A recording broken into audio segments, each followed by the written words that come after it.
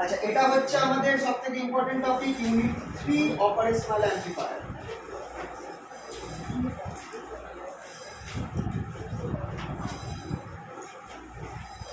Operational অ্যাম্প্লিফায়ারটা তোমাদের maximum তোমরা পাবে হচ্ছে ওই মহাদেব দাস খানের যে চতুর্থ খণ্ড যে বইটা আছে ওর মধ্যে পাবে, ওর মধ্যে ম্যাক্সিমাম রয়েছে।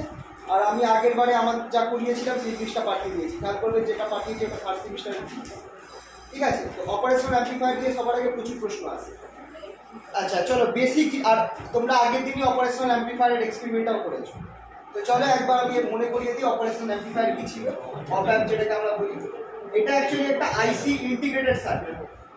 একটা ইন্টিগ্রেটেড সার্কিট তোমরা যেটা আগের দিন দেখেছিলে, এরকম একটা কালো রঙের চিপ ছিল যার এরকম 8খানা পিন বেরিয়েছে।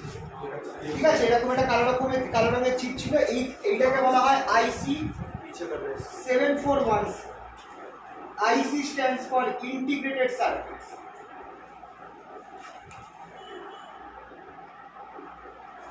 IC stands for integrated circuits. এই আইসিটাকে যেটা অপ অ্যাম্প আছে এটাকে বলা হয় IC 741C। চিপটার মধ্যে আমি কানেকশনগুলো করে দিয়েছিলাম। এই একটা জিরো আছে, তার কাছাকাছি এই পিনগুলোর এরকম নাম আছে, 1, 1st, 2nd, 3rd, 4th, 5th, 6th, 7th, 8 আর এরকম 8টা পিন রয়েছে। একটা ছোট্ট একটা এরকম গোল মার্ক আছে, তার পাশে একটা 1, 1, 2, 3, 4, উল্টো দিক থেকে 5, 6, 7। এবার এইটা তো হচ্ছে আমার পিন ডায়াগ্রামটা, এটাকে আমরা বলবো হচ্ছে পিন ডায়াগ্রাম, যেটাতে সার্কিট সিম্বল বলবো। সেটা কি হবে?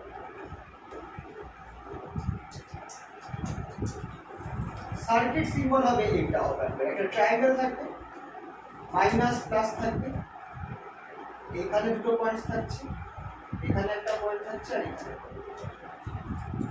এবার এই যে 5টা পয়েন্ট আমি বার করেছি, আউট অফ 8 5খানা পয়েন্ট আমি বার করেছি। এই 5খানা পয়েন্টের মধ্যে এইটা হচ্ছে 2 নম্বর পিন, এটা হচ্ছে 3 নম্বর পিন, এটা হচ্ছে আমার 4 নম্বর পিন, এটা হচ্ছে আমার 6 নম্বর পিন, চলে আসো, আর এটা হচ্ছে আমার 7 নম্বর পিন। এখানে দুখানা পিন বাদ আছে, সেটা হচ্ছে 5 আর 8।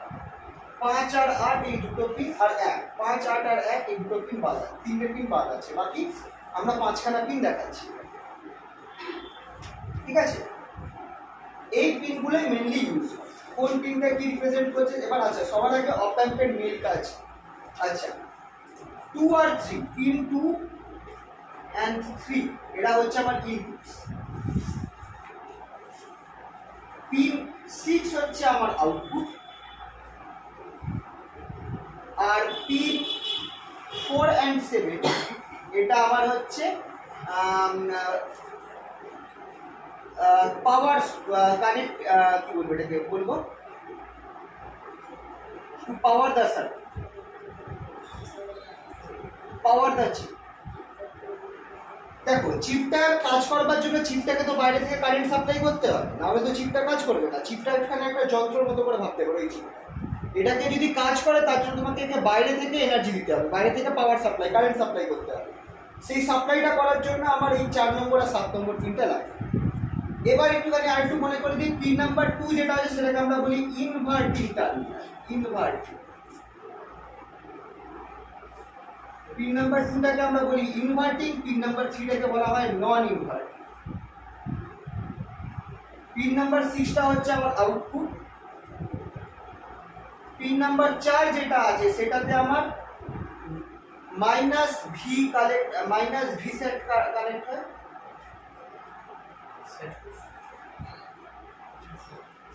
এটা মাইনাস ভি বলবো। আর 7-এ আমার প্লাস ভি একটা ভোল্টেজ, এই 4 নম্বর পিনে একটা নেগেটিভ ভোল্টেজ কানেক্ট করা হয়, 7 নম্বর পিনে একটা পজিটিভ ভোল্টেজ কানেক্ট করা হয়। এটা হচ্ছে আমার ওভারঅল পিকচারটা অপ অ্যাম্প।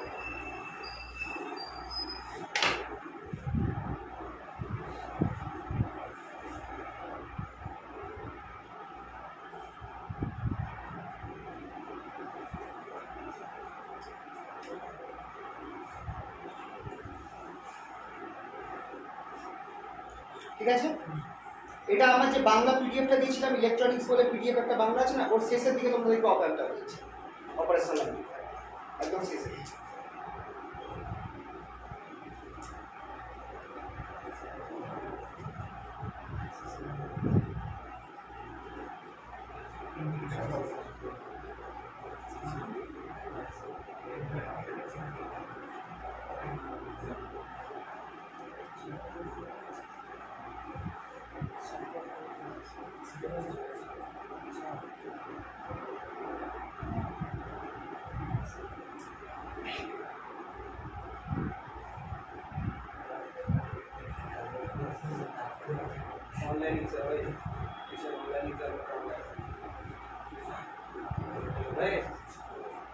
সবার হয়েছে তো?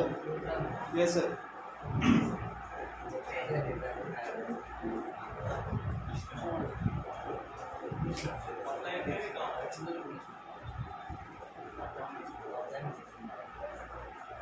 আচ্ছা, তোমাদের একটা ব্যাপার বলে দিই, এই যে 4 নম্বর পিন, 4 নম্বর পিন আর 7 নম্বর পিন, এই দুটো পিন কানেক্ট করা হয় একটা স্পেশাল ধরনের একটা পাওয়ার সাপ্লাই, যেটাকে বলা হয় আমাদের ডুয়াল পাওয়ার সাপ্লাই।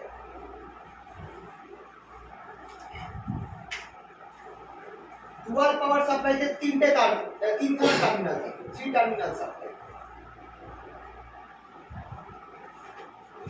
নরমালি একটা ব্যাটারিতে দুটো টার্মিনাল থাকে, পজিটিভ টার্মিনাল আর নেগেটিভ টার্মিনাল। ডুয়াল পাওয়ার সাপ্লাইতে 3টে টার্মিনাল থাকে, পজিটিভ, গ্রাউন্ড আর নেগেটিভ। পজিটিভ মাঝখানে একটা গ্রাউন্ড আর নেগেটিভ। তার মানে অনেকটা এটা হচ্ছে সেন্টার ট্যাপিং এর মতো ব্যাপার চলে আসছে। হ্যাঁ, centre tapping, centre tap transformer আগের দিন হলো। গ্রাউন্ড মানে স্যার আর্থিং আছে। হ্যাঁ, গ্রাউন্ড মানে আর্থিং না, আর্থিং ঠিক না, গ্রাউন্ড হচ্ছে একটা কমন পোর্টাল। আর্থিং আর গ্রাউন্ড দুটোর মধ্যে তফাৎ আছে। যখন আমরা ইলেকট্রনিক সার্কিটে গ্রাউন্ড কথাটা বলবো, সেটা মানে হচ্ছে ব্যাটারির নেগেটিভ লাইন বা যে এই ডুয়াল সাপ্লাইয়ের ক্ষেত্রে এই মাঝখানের লাইনটা এর সাথে কানেক্টেড থাকবে। মানে প্রত্যেক ব্যাটারিতে নর্মালি যদি ডুয়াল মানে যদি আমার নর্মাল সাপ্লাই থাকে যার একটা পজিটিভ আছে একটা নেগেটিভ আছে, সেক্ষেত্রে গ্রাউন্ড লাইন বলতে আমরা বুঝি ব্যাটারির নেগেটিভ, ঠিক আছে। আর যখন আমার এই টাইপের সাপ্লাই আছে যেমন অপ্যাম্পে গ্রাউন্ড লাইন বলতে আমরা বুঝি ডুয়াল পাওয়ার সাপ্লাই সেন্টার, ঠিক আছে। তো এইটা হচ্ছে আমার গ্রাউন্ড লাইন। তো গ্রাউন্ড তাহলে আমার এইখানে পজিটিভ সাপ্লাইটাকে আমার কানেক্ট করতে হবে 7 আর নেগেটিভ সাপ্লাইটাকে কানেক্ট করতে হবে 4। এবার খেয়াল করে দেখো, আমার এই অপ্যাম্পের কোনো পোর্শন, কোনো সার্কিটের কোনো অংশ কিন্তু গ্রাউন্ডে যায়। একটা নিচে একটা লাইন থাকে যেটাকে আমরা গ্রাউন্ড বলি। গ্রাউন্ড লাইনটা কিন্তু মাটিকে রিপ্রেজেন্ট করে না, ব্রেড বোর্ডের মধ্যেই একটা আমরা অংশকে ধরেছি গ্রাউন্ড লাইন, যেখানে সব তারগুলো কানেক্ট হবে। এই যে গ্রাউন্ড পয়েন্টটাকেও কিন্তু এখানে আমরা কানেক্ট করতে হবে। এই ডুয়াল সাপ্লাই যে গ্রাউন্ড যেটা আছে সেটাকেও আমাকে এখানটায় নিচের একটা লাইনের সাথে কানেক্ট করতে হবে। তো গ্রাউন্ড লাইন বলতে নর্মাল ব্যাটারির ক্ষেত্রে নেগেটিভ লাইনটা যার রেসপেক্টে আমরা সব ভোল্টেজ মাপছি, আর এইটা ডুয়াল পাওয়ার সাপ্লাইয়ের ক্ষেত্রে তার মাঝখানে এই গ্রাউন্ড পয়েন্টটা হচ্ছে গ্রাউন্ড লাইন। আর আর্থিং অ্যাকচুয়ালি আর্থিং যেটা আমরা বলি সেটা হচ্ছে কিন্তু মাটিতে গর্ত করে তার একটা ফেলে দেওয়া যাতে বাড়ির এক্সেস কারেন্ট তার মধ্যে ঢুকে যায়, এটার সাথে তার কিন্তু কোনো সম্পর্ক নেই। এইটা হচ্ছে নর্মাল যে কোনো সার্কিটে গ্রাউন্ড বলতে বোঝায় একটা এমন লাইন যেটা ব্যাটারি নেগেটিভের সাথে কানেক্টেড, মানে প্রত্যেক ডিভাইসটা তোমার ওই নেগেটিভ লাইনের সাথে কানেক্ট হবে। তোমরা যদি যে কোনো একটা ইলেকট্রনিক সার্কিট তোমরা দেখো, আমরা যা করেছি ওই ডায়োডের সার্কিট, জেনার ডায়োডের সার্কিট বা অন্য কোনো সার্কিট তোমরা দেখো, একটা লাইন সব লাইনগুলো নিচের একটা লাইনের সাথে কানেক্ট হয়েছে, এটাকে আমরা গ্রাউন্ড বলছি। ওইটা হচ্ছে গ্রাউন্ড। হ্যাঁ, ব্রেডবোর্ডে একটা, হ্যাঁ ব্রেডবোর্ড বা তুমি যদি সার্কিটও আঁকো, যেমন একটা এক্সাম্পল দিচ্ছি, তোমাদের নট গেটের সার্কিট মনে আছে তো? নট গেটের কোন ট্রানজিস্টার দিয়ে সার্কিট ছিল, এখানটায় আমার এ ছিল, এখান দিয়ে আমার একটা রেজিস্ট্যান্স গেছে, এখানে আমার একটা ব্যাটারি গেছে, না সরি এখানে তো ব্যাটারি যাই, ব্যাটারিটা সেম ছিল, এখানে ব্যাটারি গেছিলাম, হ্যাঁ আপাতত দিয়ে দিচ্ছি, এখানে একটা ব্যাটারি আছে আর এখানটা একটা, আর এখানটা একটা ব্যাটারি আছে। এটাকে আমি বলি 5 ভোল্ট লাইন, আর এই নিচের লাইনটাকে আমরা বলছিলাম, এটাকে আমরা বলিলাম যেটা ব্যাটারি নেগেটিভ, যতগুলো ব্যাটারি আছে সবার নেগেটিভ, যেখানটায় আমার এই এমিটারটাও গিয়ে আটকাবে, যেখানে আমার ভোল্ট মিটার গিয়ে আটকাবে, ভোল্ট মিটার গিয়ে যেখানে, মানে এই লাইনটা হচ্ছে নিচের লাইনটা হচ্ছে গ্রাউন্ড। যে কোনো সার্কিটে তুমি দেখবে এরকম নিচের লাইন থাকে যেটার সাথে ব্যাটারি নেগেটিভ কানেক্ট হয়, ওটাকেই নর্মালি আমরা গ্রাউন্ড লাইন বলি, ঠিক আছে তো? যার রেসপেক্টে সব ভোল্টেজ মাপা হয়। তার মানে আমি এই লাইনটাকে যে বলছি 5 ভোল্ট লাইন কার রেসপেক্টে, গ্রাউন্ডের রেসপেক্টে, আর এই লাইনটাকে বলছি আমি 0 ভোল্ট লাইন কার রেসপেক্টে, গ্রাউন্ডের রেসপেক্টে। ভোল্টেজটা অ্যাকচুয়ালি দুটো পয়েন্টের মধ্যে পোটেনশিয়াল ডিফারেন্স, এটা তো কারোর রেসপেক্টে নিতে হবে। এই লাইনের রেসপেক্টে নিচ্ছি, যেটা হচ্ছে গ্রাউন্ড। বুঝতে পারলেন? এই লাইনটার মাঝখানে কোনো ব্যাটারি নেই, মানে এই দুটোর মধ্যে পোটেনশিয়াল ডিফারেন্স সেম হবে, বিভব প্রভেদটা সেম হবে। তাহলে এটা আর এটার মধ্যে কত ডিফারেন্স, কত পোটেনশিয়াল ডিফারেন্স হওয়া উচিত? 0 ডিফারেন্স হওয়া উচিত। তাই দেখো এটাকে 0 ভোল্ট লাইন বলছি, কিন্তু এখানে একটা 5 ভোল্টের ব্যাটারি ঢুকে বসে আছে। তাহলে এই লাইনটা আর এই লাইনটার মধ্যে কত পোটেনশিয়াল ডিফারেন্স হবে? 5 ভোল্ট হবে। তাই জন্য এইটাকে আমি 5 ভোল্ট লাইন বলছি। কার রেসপেক্ট? গ্রাউন্ড। তো গ্রাউন্ড লাইনটা একটা এরকম রেফারেন্স লাইন ধরা হয় যেটার সাথে ব্যাটারি নেগেটিভটা কাজ। বাকি সার্কিটের সব লাইনগুলো দেখো আলটিমেটলি গ্রাউন্ডের সাথে কানেক্ট হচ্ছে। ভোল্ট মিটারটা তুমি ধরো একটা তুমি কালেক্টরে কানেক্ট করছো, অন্য ভোল্ট মিটারটা গ্রাউন্ডে কানেক্ট করছো। এই ব্যাটারিটাকেও একটা পয়েন্ট কালেক্টরের সাথে কানেক্ট করছো, অন্য পয়েন্টে গ্রাউন্ডের সাথে। এই যে এমিটারটাকে তুমি কমন এমিটারে এমিটারটা কানেক্ট হয় গ্রাউন্ডের সাথে। বুঝা গেল তো? এইভাবে জিনিসটা হবে। গ্রাউন্ড লাইন এটাকে। আর ডুয়াল পাওয়ার সাপ্লাই যে কেস, এটা লাগবে না, অসুবিধা হবে। ডুয়াল পাওয়ার সাপ্লাই যে কেস হচ্ছে প্লাস গ্রাউন্ড মাইনাস, তার মানে তোমার ধরো এটা আমার 15 ভোল্ট সাপ্লাই, এটা আমার 15 ভোল্ট সাপ্লাই, তাহলে গ্রাউন্ডের রেসপেক্টে তোমার প্লাস এখানটা প্লাস 15 ভোল্ট পড়ছে, আর গ্রাউন্ড থেকে মাইনাসের এখানটা তোমার মাইনাস 15 ভোল্ট পড়ছে।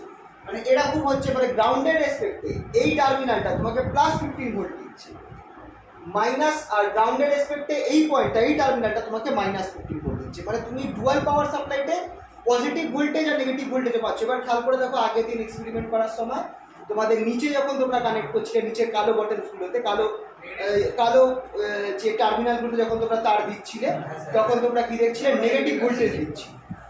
ইনপুট ভোল্টেজটা খেয়াল করো, উপরের পয়েন্টসগুলো পজিটিভ ভোল্টেজ, নিচেরগুলো নেগেটিভ, মানে ওখানেও একটা ডুয়াল পাওয়ার সাপ্লাই ছিল। আর ঠিক মাঝখানে তোমরা যদি খেয়াল করো, গ্রিন কালারের কিছু ছিল মাঝখানে, ওটাই গ্রাউন্ড কমন। মাঝখানে গ্রিন কালার, দুটোর মাঝে মনে পড়ছে তো? লালটা হচ্ছে, উপরে লাল ছিল, নিচে কালো ছিল। লালটা হচ্ছে পজিটিভ ভোল্টেজ রিপ্রেজেন্ট করছে, +1 ভোল্ট, +2.1 ভোল্ট, +0.2 ভোল্ট, মনে পড়ছে তো? নিচে -0.1 ভোল্ট, -0.2 ভোল্ট। ঠিক আছে?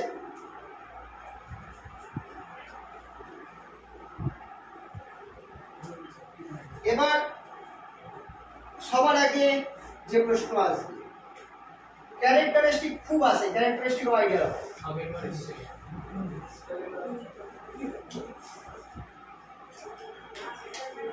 infinite impedance. Characteristic of ideal operator, very very important.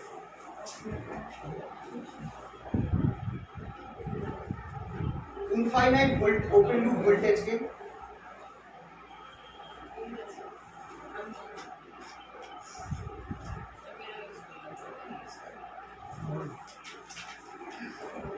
infinite input impedance,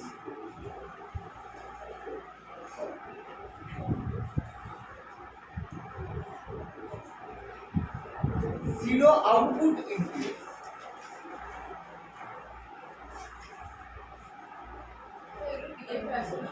সব আছে।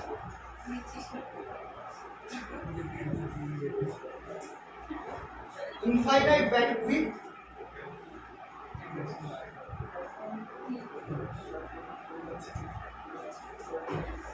characteristics not drifting with temperature, Impedance. হ্যাঁ ইম্পিডেন্স। Impedance ইম্পিডেন্স মানে হচ্ছে প্রতিরোধ, যেটাকে total resistance. টোটাল রেজিস্ট্যান্স বলা যেতে পারে, হ্যাঁ বলছে।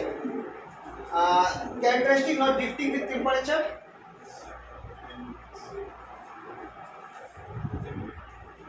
আর perfect balance.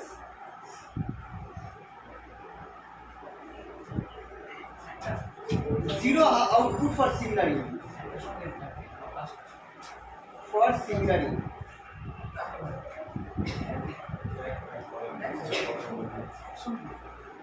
Zero output for singular input, perfect balance কথাটার মানে। এবার চলো পরপর জিনিসটা বলি। ওপেন লুপ ভোল্টেজ কি, এইটা একটা ইম্পর্টেন্ট, এটা পরে আমরা বলবো। ওপেন লুপ ভোল্টেজ গেন একটা অ্যাম্পলিফায়ার, কোনো একটা অ্যাম্পলিফায়ারকে আমরা বলি যে তার মধ্যে আমি ধরো ইনপুটে একটা কারেন্ট দিলাম, আউটপুটে অন্যরকম একটা কারেন্ট দিলাম, বা ইনপুটে একরকম ভোল্টেজ দিলাম, আউটপুটে আরেক রকম ভোল্টেজ দিলাম। এখানে ভোল্টেজ গেইন বলা হচ্ছে, তাহলে ভোল্টেজের ব্যাপার আছে। ইম্পিডেন্স কি বলেন? হ্যাঁ টোটাল রেজিস্ট্যান্স। বলছি ইম্পিডেন্স তো ওটা রেজিস্ট্যান্স। প্রতিরোধ, প্রতিরোধ মনে আছে? প্রতিরোধ, আচ্ছা বলছি ইউনিটবার বলছি। আচ্ছা এটা খুবই ইম্পর্টেন্ট, এটা কিন্তু লিখতে হবে যদি পরীক্ষায় দেয়, 2 নম্বরের প্রশ্নে আসে। এটা আর CMR, common mode rejection ratio, বারবার দেয়। CRR. CMR, common mode rejection ratio এসেছিল আগের বার। অপ্যাম্পটা ভালো করে রেডি রাখবে, অপ্যাম্প থেকে কিন্তু প্রচুর নম্বর তোলা যাবে, মানে 10 নম্বর হয়তো এখান থেকেই তুলে আসতে পারে।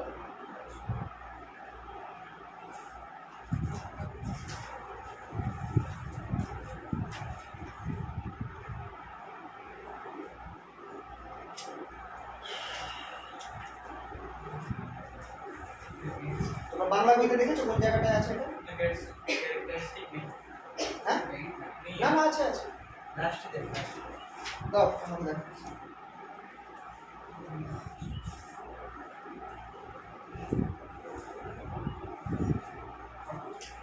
হতে পারে না, পাচ্ছি। ওইটা আচ্ছা তোমাকে আরেকটা পার্ট করে তো ওপেন ডিসপ্লে একটা হচ্ছে। আরেকটা করবে, আরেকটা অপশন ওটা কোথায় আছে? পেছনে? ওখানে।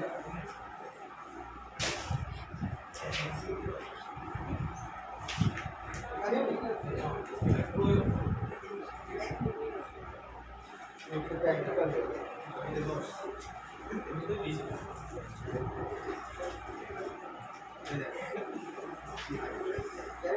এই বাংলা সেকেন্ড পার্টটাতেও নেই না?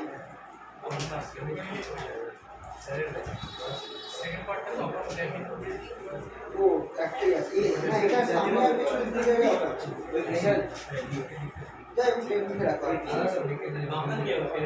এটা ইয়েতে পাবে আমার ওই হ্যাঁ আমার বাংলা নোটটাতেও পেয়ে যাবে, বাংলা নোট যেটা আছে ইলেকট্রনিক্সের সে পেছনে দিকে, ঠিক আছে? ঠিক আছে। আচ্ছা ভোল্টেজ গেইন জিনিসটা কি সেটা একটুখানি বলে দিই। ভোল্টেজ গেইন হচ্ছে ধরো আমার তুমি একটা কোনো ডিভাইস রয়েছে, কোনো একটা ডিভাইস, এখানটায় এই ডিভাইসটাকে আমি ধরো ইনপুটে আমি দিয়েছি ভোল্টেজ ভি ইন, আর আমি আউটপুটে করসপন্ডিং ভোল্টেজ পাচ্ছি ভি আউট। তাহলে আমার এই যে রেশিওটা V out by V in, এটাকে আমরা বলবো ভোল্টেজ গেইন। যেহেতু এটাকে অ্যাকচুয়ালি গেইন বলা হয়, যেহেতু এটা ভোল্টেজের রেশিও তাই আমি এটাকে বলছি ভোল্টেজ, যে কোনো ডিভাইসের ক্ষেত্রে, ঠিক আছে? তো এরকম একটা, আর যদি এমন কোনো একটা মানে ডিভাইস থাকে যেটা আমার ইনপুটে বা যাই হোক বাড়াতেও পারে কমাতেও পারে, এই টাইপের ডিভাইসকে যেটা আমার ইনপুটে একরকম ভোল্টেজ দিলে আমি আউটপুটে একরকম ভোল্টেজ পাবো, বেশিরভাগই হয় কি আউটপুটে ভোল্টেজটা বেড়ে যায়, এই টাইপের ডিভাইসকে আমরা বলবো বিবর্ধক বা অ্যাম্পলিফায়ার। অ্যাম্পলিফায়ার বা বিবর্ধক।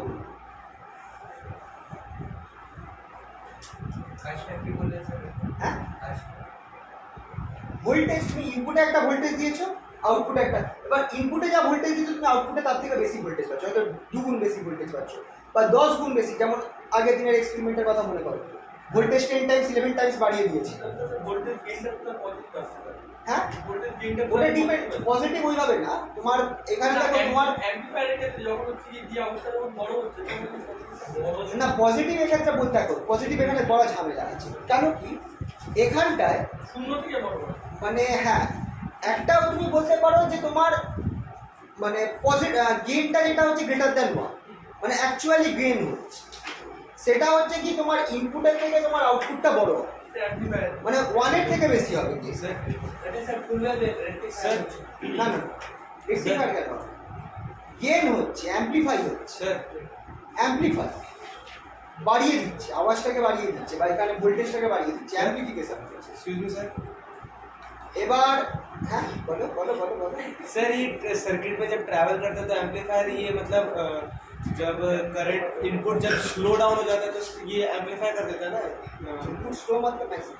सो जब इनपुट करंट इनपुट जो जाता है सर्किट पे तो सर नहीं, उसका actually- पावर सर कम हो जाता है सर, ट्रैवल करते करते पावर कम हो जाता है यहाँ पे वो सब बात नहीं। আচ্ছা একটা কথা আরেকটা জিনিস বলে রাখেন, এই যে অপ অ্যাম্প, আচ্ছা চলো তোমাদের একটা মজার জিনিস বলছি, এটা একটু পরেই আসবে বলবো এই ব্যাপারটা, তার আগেই বলে দিই। বা এটা এখন না, চলো একটু পরে বলবো, इस सवाल का जवाब मैं थोड़ी देर बाद देगा, ठीक है? पहले ये डिस्कस कर लूँ, जब इन्वर्टिंग एम्पलीफायर बताऊंगा तब ये बोलूँगा, ठीक है? আচ্ছা এবার মোটামুটি আমি আচ্ছা নর্মাল এই ক্যারেক্টারিস্টিকগুলো প্রথম কথা মুখস্থ করতে হবে।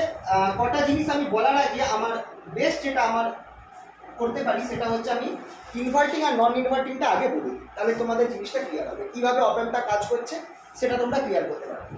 Inverting amplifier,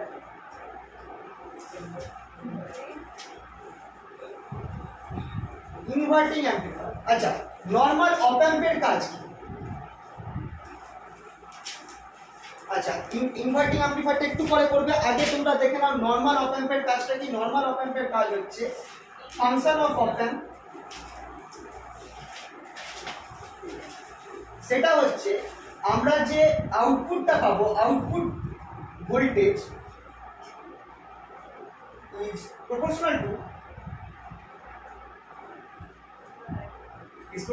two the difference of the two input voltage. Input voltages মানে হচ্ছে কি, এই যে আমার অপ অ্যাম্পের মেন, তুমি দেখো ইনপুটটা কোথায় কোথায় দিচ্ছে, এই যে দুটো টার্মিনাল, 2 নম্বর টার্মিনাল আর 3 নম্বর টার্মিনাল, এইগুলোতেই তোমরা কিন্তু ইনপুট ভোল্টেজটা দিচ্ছ। কত ভোল্টেজ দিচ্ছ? ধরে নাও প্রথমটাতে তুমি V1 ভোল্টেজ দিলে, দ্বিতীয়টাতে V2 দিলে, তাহলে V0 যেটা আউটপুট সেটা কত পাবে? সেটা পাবে প্রপোর্শনাল টু V2 মাইনাস, মানে এই যে এটার সাথে এটা মাইনাস করলে যে ভোল্টেজটা হবে তার সাথে প্রপোর্শনাল হবে তোমার আউটপুট। এটা হচ্ছে অপ অ্যাম্পের মেইন ওয়ার্ক, এটা হচ্ছে অপ অ্যাম্পের মেইন কাজ। তো এইটাকে আমরা এরকম ভাবে বলতে পারি which is V0 equals to একটা কনস্ট্যান্ট হবে, constant A into V2 minus V1, এই এটাকেই বলা হয় অফ দ্য অপ অ্যাম্প। এই এটাকেই বলা হয় প্রপোর্শনালি কনস্ট্যান্ট যেটা রয়েছে A, এটাকেই আমরা বলি হচ্ছে গেইন অফ দ্য অপ অ্যাম্প।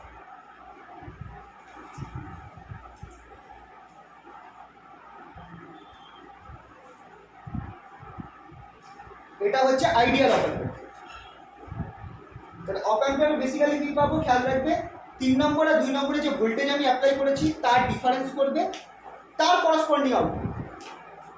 তাহলে এখানে অপ অ্যাম্পের কি ইউজ হতে পারে খেয়াল করে দেখো, দুটো ভোল্টেজের ডিফারেন্স পাচ্ছি, মানে আমি এখানে অ্যারিথমেটিক ক্যালকুলেশন করতে পারি, মানে নট বাইনারি অ্যারিথমেটিক, ডেসিমাল অ্যারিথমেটিকের ক্যালকুলেশন আমি করতে পারি অপ অ্যাম্প দিয়ে। অপ অ্যাম্প একটা অ্যানালগ কম্পিউটার হতে পারে, দু রকম কম্পিউটার হয়, digital computer, analog computer. Digital computer হচ্ছে ওই কম্পিউটারগুলো যেগুলো 0 আর 1 নিয়ে কাজ করে, মানে তোমাকে কোনো সংখ্যা যদি যোগ করতে হয় বা বিয়োগ করতে হয়, কম্পিউটার আগে সেটাকে বাইনারিতে ভাঙবে, বাইনারিতে ভেঙে তারপর সেটা বাইনারি অ্যাডিশন বা সাবট্রাকশন করবে, রেজাল্টটাকে তারপর কনভার্ট করবে আবার ডেসিমালে করে অ্যান্সারটা বলবে। এইটা হচ্ছে ডিজিটাল কম্পিউটার। অ্যানালগ কম্পিউটার কীরকম কম্পিউটার? সে অ্যানালগ কম্পিউটার হচ্ছে এমন যেটা ডাইরেক্ট তোমার মানে দুখানা ডেসিমাল ভ্যালুকে ক্যালকুলেট করতে পারবে। তার একটা এক্সাম্পল হচ্ছে অপ অ্যাম্প। অপ অ্যাম্প দিয়ে আমরা অ্যানালগ কম্পিউটারের মতো কাজ করতে পারবো, আমরা ডাইরেক্ট ক্যালকুলেশন করতে পারবো। কারণ খেয়াল করে দেখো, দুটো ভোল্টেজের বিয়োগফলটাই হচ্ছে আমার আউটপুট ভোল্টেজ। যদি কোনোভাবে আমি গেনটাকে 1 করে দিই, এই গেন এটাকে 1 করে দিই, তাহলে আমি আউটপুটটা পাবো এই দুটো ভোল্টেজের ডিফারেন্সটি। এবার কোনোভাবে একটা ভোল্টেজকে তুমি মাইনাস করে দাও, একটা নেগেটিভ করে দাও, তাহলে তুমি দুটো ভোল্টেজের মানে একটা ভোল্টেজকে যদি আমি ইনভার্ট করে দিই ঢোকা বেড়ায়, তাহলে আমি অ্যাডিশন পাবো, দুটো ভোল্টেজের অ্যাডিশন। এবার ভোল্টেজের যে ডিজিটাল ভ্যালু হবে তার কোনো মানে নেই, ভোল্টেজের যে কোনো ভ্যালু হতে পারে, 2, 3, 4, 5, 6, 1.5, 2.5, যে কোনো সংখ্যা হতে পারে, এনি ডেসিমাল ভ্যালু। তুমি তাহলে এখানে ডাইরেক্ট দুখানে ডেসিমাল ভ্যালুকে যোগ করতে পারছো, তুমি কিরম ভোল্টেজ দেবে তার উপর নির্ভর করছে। তুমি V2টাকে 5 ভোল্ট দাও, এটাকে 2.5 ভোল্ট দাও, তুমি রেজাল্ট পাবে 2.5 ভোল্ট। মানে এখানে কি তোমাকে ডিজিটাল ডেসিমাল সংখ্যা 0 আর 1 কে করতে হচ্ছে, যেটা তোমরা ওই অ্যাডারে দেখেছি, হাফ অ্যাডার ফুল অ্যাডারে, ওখানে ডেসিমাল সংখ্যা মানে হাই আর লোকে শুধু তুমি মানে বাইনারি অ্যাডিশন করছিলে, এখানে আমরা নর্মাল অ্যাডিশন করছি, ডেসিমাল অ্যাডিশন করছি। আর এমন কোনো ইনস্ট্রুমেন্ট যেটা দিয়ে আমরা নর্মাল অ্যাডিশন করতে পারি সেইগুলোকে, বা যেখানে আমার রেজাল্টগুলো কন্টিনিউয়াস হবে, শুধু দুটো হবে না, একটা 0 আর 1 হবে না, অল ভ্যারাইটিস অফ ভ্যালুস পাবে, সেটাকে আমরা বলবো অ্যানালগ সিস্টেম। অপ অ্যাম্প বেসিক্যালি কাজ করছে অ্যাজ অ্যান অ্যানালগ কম্পিউটার, কারণ এটা আমার অ্যারিথমেটিক্যাল কাজে করতে সাহায্য করছে। অপ অ্যাম্প ইউজ করে আমি অ্যারিথমেটিক্যাল ক্যালকুলেশনস করতে পারবো, আমি দুটো সংখ্যাকে যোগ করতে পারবো, দুটো সংখ্যাকে বিয়োগ করতে পারবো, আমি ডিফারেন্সিয়েশন ইন্টিগ্রেশন পর্যন্ত করতে পারবো। তো চলো সেই কাজগুলো এবার দেখো। এটা তো আমার বেসিক বললাম, বেসিক ফাংশন অফ অপ অ্যাম্প হচ্ছে আউটপুটটা পাবো আমি ইনপুটে কী কী দিয়েছি সেই দুটো ভোল্টেজের ডিফারেন্সের সাথে প্রপোর্শনাল আউটপুট পাবো, রাইট?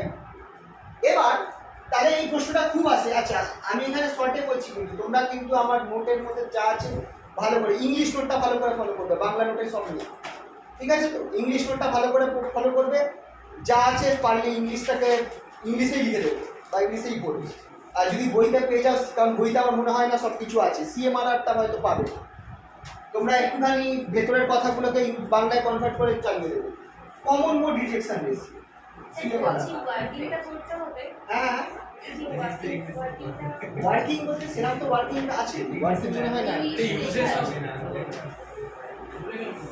ওয়ার্কিং হ্যাঁ এটাই তো নর্মাল, এই জিনিসটাই শর্টে বলবো, এটাই আছে। আমি যেটা আরেকটা বলেন ওটা ইউজেস অফ অপ অ্যাম্প, হ্যাঁ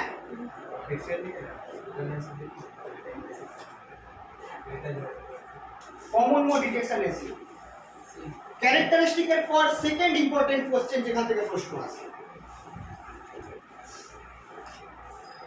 কমন মোড ডিটেকশন রেশিও প্রত্যেকবার এসেছে। এটার মনে বোঝা যাচ্ছে প্র্যাকটিক্যাল অপ অ্যাম্পের ক্ষেত্রে, প্র্যাকটিক্যাল অপ অ্যাম্পের ক্ষেত্রে আমার যে output voltage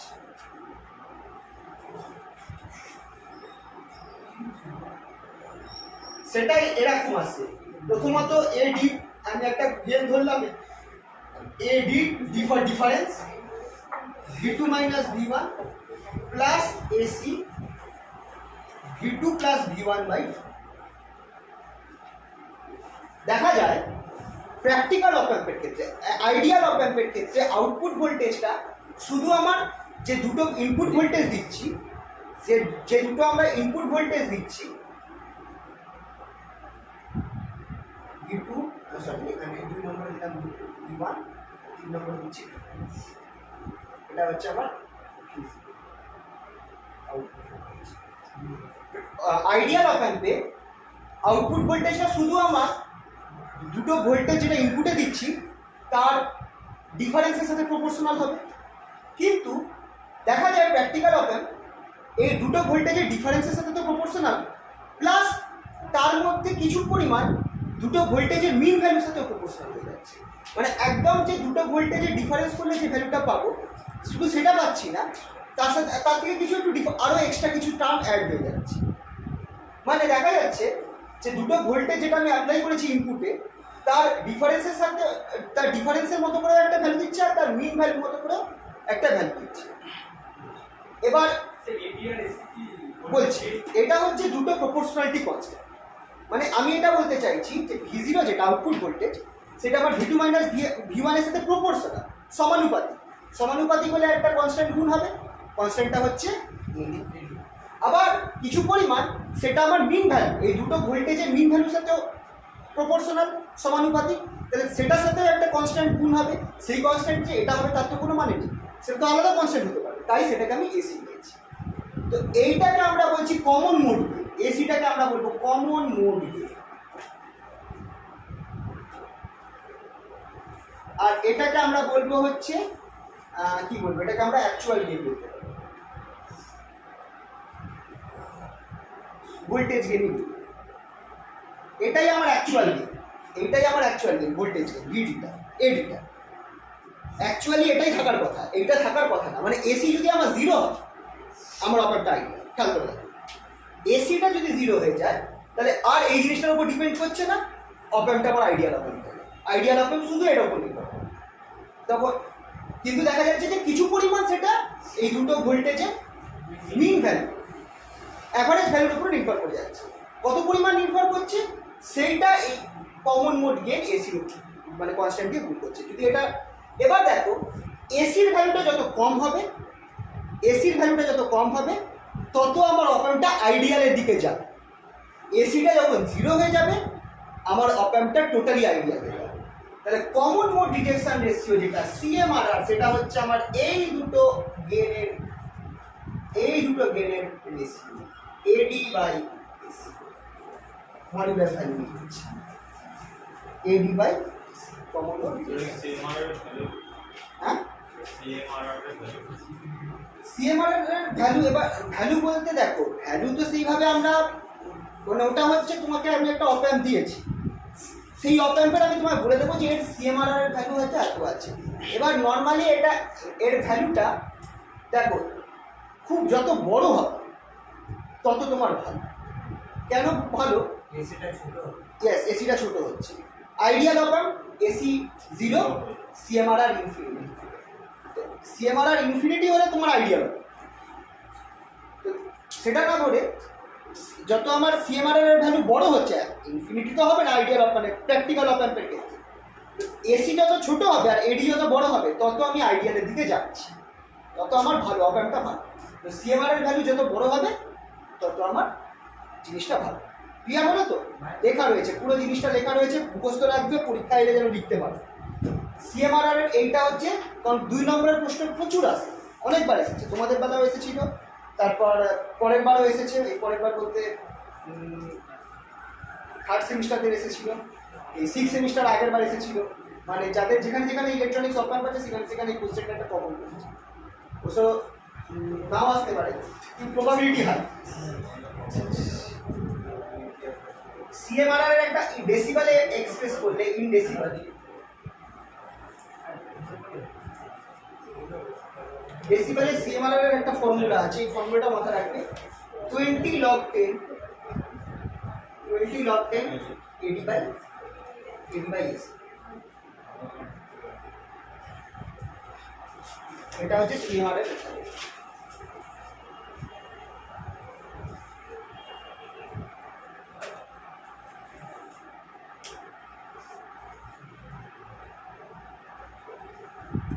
for ideal op-amp,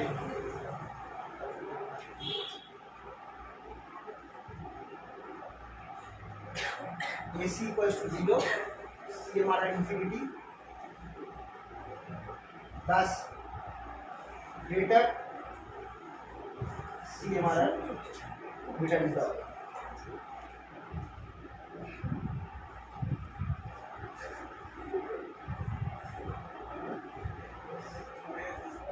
better the CMRR better is the, যত ভালো, যত আমার সিএমআরআর এর ভ্যালু যত বড় হবে আমার তত আমার অপ্যাম্পটা ভালো হবে।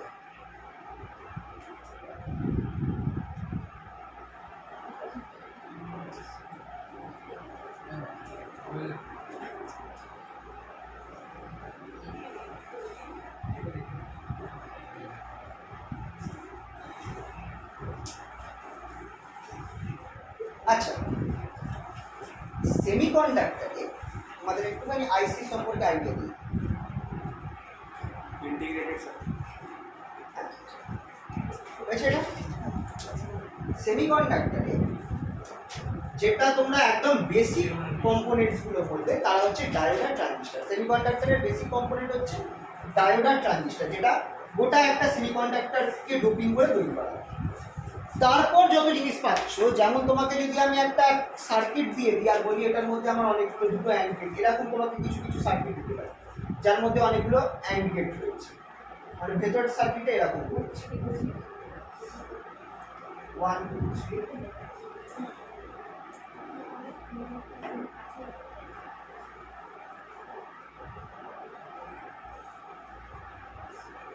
4 5 6, এটা হচ্ছে আমার মাইনাস ভি, আর এখানে সিমিলারলি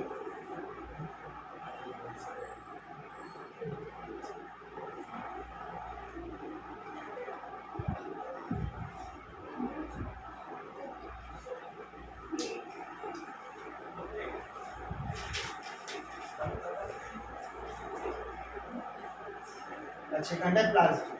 এই যে আমি সার্কিটটা আঁকলাম না, একটু বাজে হয়েছে, তোমাদের আঁকার দরকার নেই, যা জিনিসটা বোঝানোর জন্য করছি। এইগুলো খেয়াল করো, এইগুলো সব একটা করে অ্যান্ড গেট, এইগুলো সব একটা করে অ্যান্ড গেট। এই আইসিটাকে বলা হয় আইসি 7400, মোস্ট প্রবলি এটা আইসি 7400।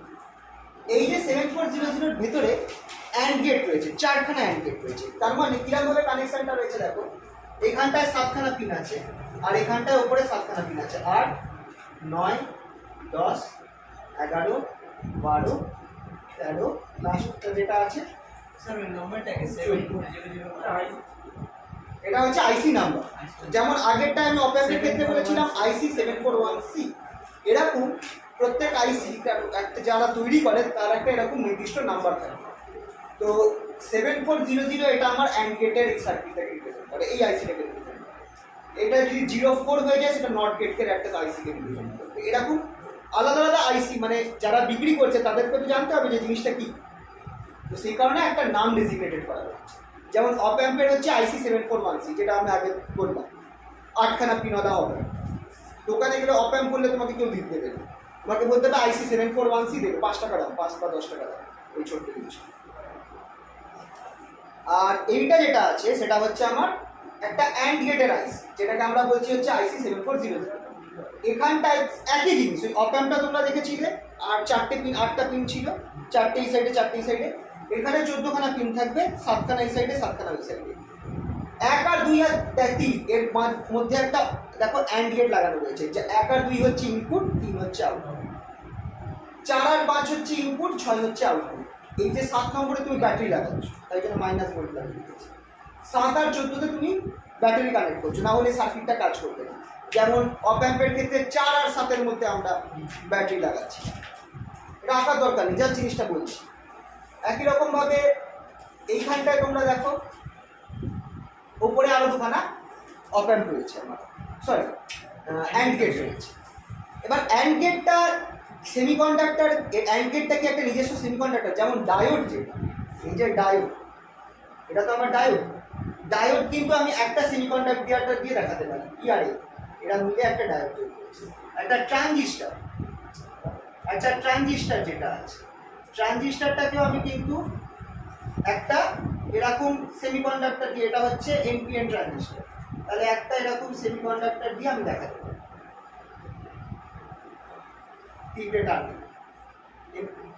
কিন্তু অপ অ্যাম্পকে, সরি অপ অ্যাম্প বলছি, এটা কি অ্যান্ড গেটকে কি আমি একটা সেমিকন্ডাক্টর দিয়ে দেখাতে পারবো না? অ্যান্ড গেট কিন্তু অ্যাকচুয়ালি দুটো ডায়োডের কম্বিনেশন, অ্যান্ড গেট কিন্তু দুটো ডায়োডের কম্বিনেশন, খেয়াল করে দেখো, প্লাস রেজিস্ট্যান্সও রয়েছে। অ্যান্ড গেটের অ্যাকচুয়াল সার্কিট যেটা, অ্যান্ড গেটের অ্যাকচুয়াল সার্কিট হচ্ছে এরকম একটা সার্কিট, এই একটা এখান দিয়ে গেল, এখানে আমার ভোল্টেজ ছিল, এখানে একটা রেজিস্ট্যান্স আছে, এখানটা আমার ব্যাটারিটা রয়েছে। এটা হচ্ছে 0 ভোল্ট লাইন, এটা 5 ভোল্ট, এটা এ আর এটা বি। তার মানে AND gate is actually 2 diodes with, আর এখানে দেখো ভোল্ট মিটার আর ব্যাটারিকে বাদ রাখতে হবে, বাকি এছাড়া দুটো ডায়োড আর রেজিস্ট্যান্স মিলে কিন্তু আমার একটা অ্যান্ড গেট তৈরি হচ্ছে। অর গেটও সেম, প্রায় কিছু সেম জিনিস। তার মানে অ্যাকচুয়ালি এরকম একটা সার্কিট যেটা হচ্ছে ডায়োড আর ট্রানজিস্টরের কম্বিনেশন দিয়ে তৈরি হবে, সেটাকেও আমরা একটা সেমিকন্ডাক্টরের মধ্যে ডোপিং করে বানাতে পারি। একটা সেমিকন্ডাক্টর চিপের মধ্যে, মানে ডায়োড আর ট্রানজিস্টর হচ্ছে পিওর সেমিকন্ডাক্টর ম্যাটেরিয়াল, কিন্তু আমি ডায়োড আর ট্রানজিস্টরের কম্বিনেশন করে আমি কিছু সার্কিট বানাতে পারি, সেটাকে আমি বানাতে পারবো একটা সেমিকন্ডাক্টর চিপের মধ্যে ডোপিং করে। মানে আমি চিপের মধ্যে এমনভাবে ডোপিং করলাম যে একটা এরকম অ্যান্ড গেটের সার্কিট, দুখানা ডায়োড পাশাপাশি আছে যারা কানেক্টেড, এরকম আমি সেমিকন্ডাক্টরের মধ্যে বানাতে পারি। ওই টাইপের সার্কিটকে বলা হয় ইন্টিগ্রেটেড। আর আমাদের যে মাইক্রো প্রসেসর আছে না মোবাইলে বা কম্পিউটারে, সেটা হচ্ছে very large scale integrated circuit, VLS, very large scale integrated. আর এগুলো হচ্ছে শুধু আইসি ইন্টিগ্রেটেড সার্কিট, ঠিক আছে? তার মানে ইন্টিগ্রেটেড সার্কিট মানে আমরা কি বলছি, যে একটা সেমিকন্ডাক্টর চিপের মধ্যে আমরা এমন একটা সার্কিট বানিয়েছি, যেই সার্কিট কিন্তু অনেকগুলো ডায়োড বা অনেকগুলো ট্রানজিস্টরের কম্বিনেশন।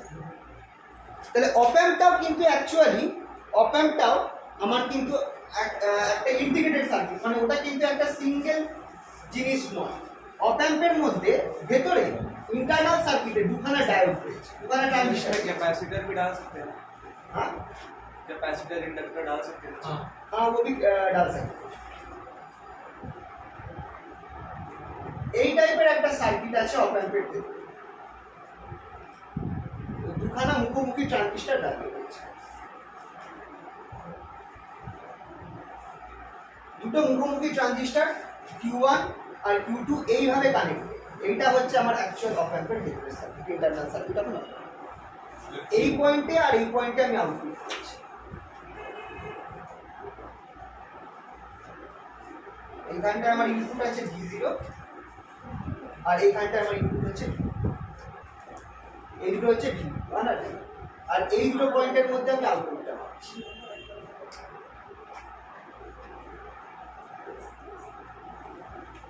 এটা আমি একটা রাফ দেখালাম। তার মানে অপ অ্যাম্পটা অ্যাকচুয়ালি দুখানা ট্রানজিস্টরের কম্বাইন্ড সার্কিট গেছে। এটা একটা সিম্পল সার্কিটে গেছে।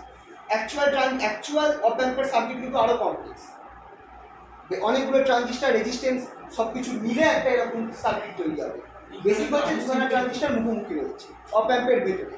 তো অপ অ্যাম্প কিন্তু একটা নর্মাল সেমিকন্ডাক্টর বা একটা ট্রানজিস্টর নয়, বাট এ কম্বিনেশন। রেজিস্ট্যান্সও আছে, সেমিকন্ডাক্টরও কি বলে ট্রানজিস্টরও রয়েছে।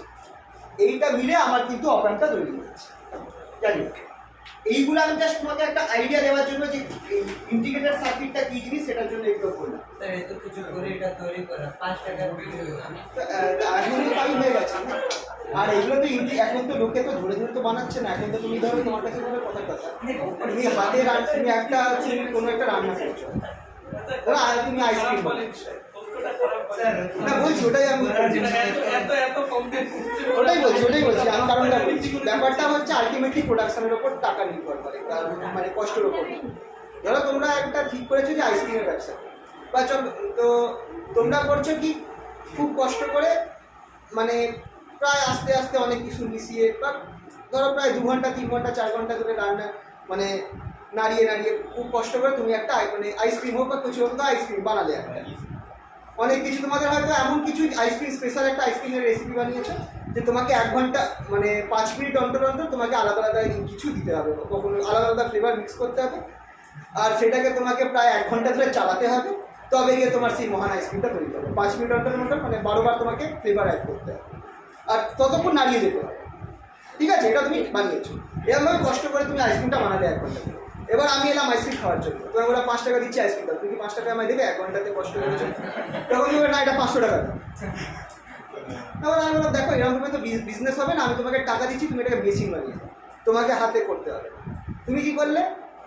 একটা ইনভেস্টমেন্ট নিলে, একটা মেশিন তৈরি করলে, সেই মেশিনটা কি করবে? প্রোগ্রাম করা মেশিন, যে সেটাই নাড়াতে থাকবে, আর 5 মিনিট অন্তর অন্তর ফ্লেভারগুলো অটোমেটিক অ্যাড করতে থাকবে। মানে যে কাজটা তুমি করছিলে 1 ঘন্টা ধরে, সেটা এখন মেশিন রয়েছে। তাতে হলো কি, তোমাকে খাটতে কম হচ্ছে, বেশি পরিমাণ তুমি আউটপুট, মানে কি বলবো, জিনিসটা বেশি করতে পারছো, বেশি পরিমাণ সাপ্লাই দিতে পারছো, বেশি পরিমাণ বানাতে পারছো। এরপর তুমি ওটাকে কি করতে পারবে? কম দামে বেচতে পারবে। তো আলটিমেট কেসটা হচ্ছে ওটাই। প্রথমবার বানানোটা মুশকিল, এখন হয়ে গেছে কি এগুলো মেশিন এসে গেছে যারা ওই জিনিসগুলোকে ডিজাইন করছে, ডিজাইন করে মাসিভ স্কেলে তৈরি হচ্ছে। 5 টাকা দাম হবে না তো কি? দাম কিন্তু নির্ভর করে প্রোডাকশন। তাও সে যে বানিয়েছে তার নাম আমরা তো এই যে আমাদের ম্যাথামেটিক্যানরা যে কষ্ট করে সলভ করে গেছে, আমরা তো তাদের মান সম্মান রাখছি না, তাদের প্রুফগুলো 2 নম্বরে দিতে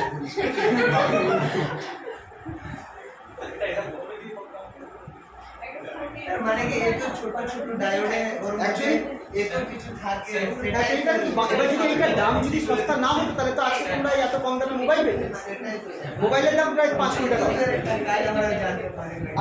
সব মোবাইলই আইফোন হতো তখন। তো এই যাও, তো এখন যে আমাদের এই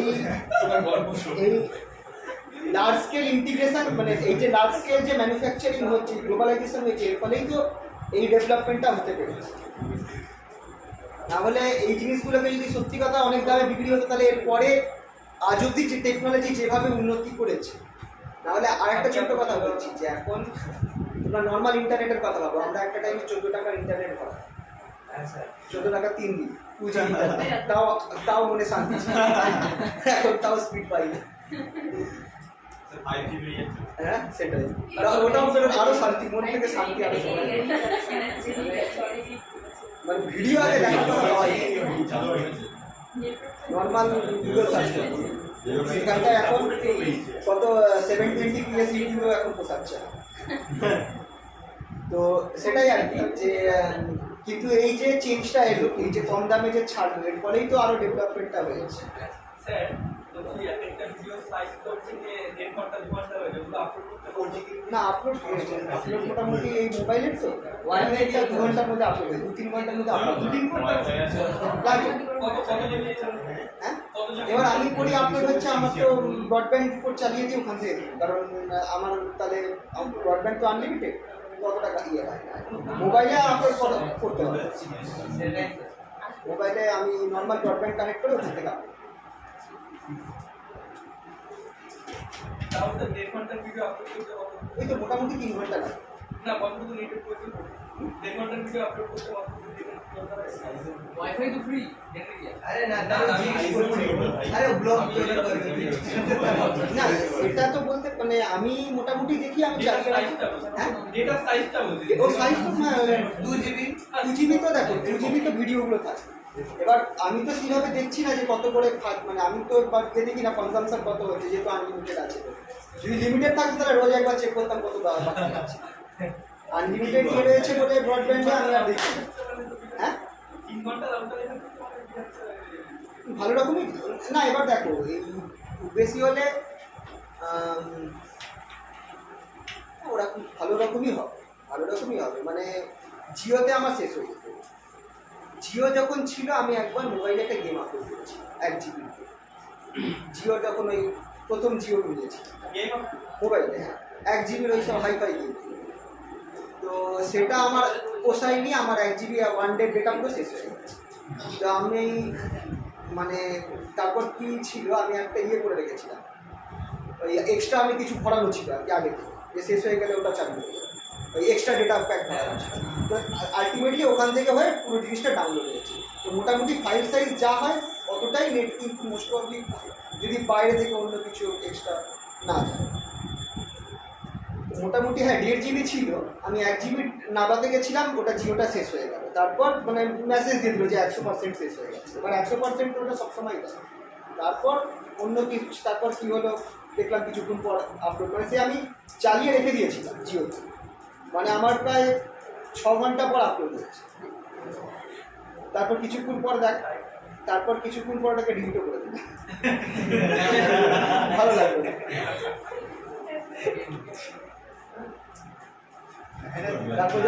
তারপর যখন ইয়ে হয়েছিল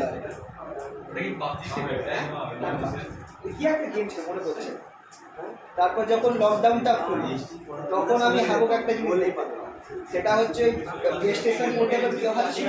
প্লে স্টেশন পোর্টেবল হচ্ছে আমাদের ছোটবেলা না তখন আমরা স্কুলে পড়ি আর কি, সেই সময় বেরিয়েছিল প্লে স্টেশন পোর্টেবল। ওটা আমাদের স্বপ্ন ছিল কিন্তু কিনতে পারি ওই জিনিস, মানে আমাদের যা প্লে স্টেশন পোর্টেবল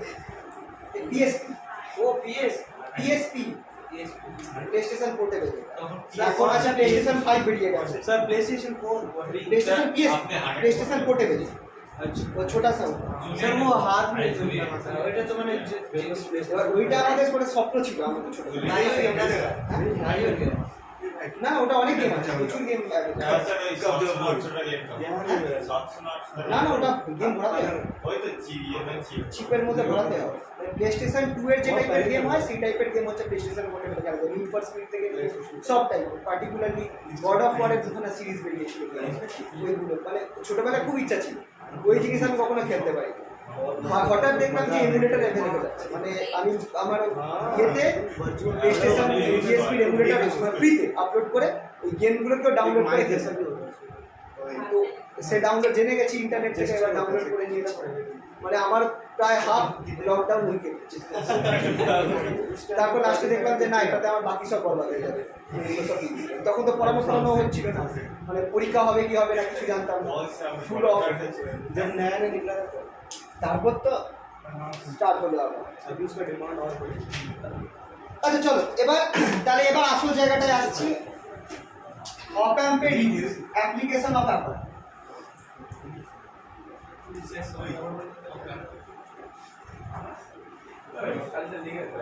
ফার্স্ট যেটা আগের দিন আমরা প্র্যাকটিক্যালে করেছি, আর আগের দিন যেটা আমরা প্র্যাকটিক্যালে করেছি সেটা হচ্ছে ইনভার্টিং অ্যাম্পলিফায়ার।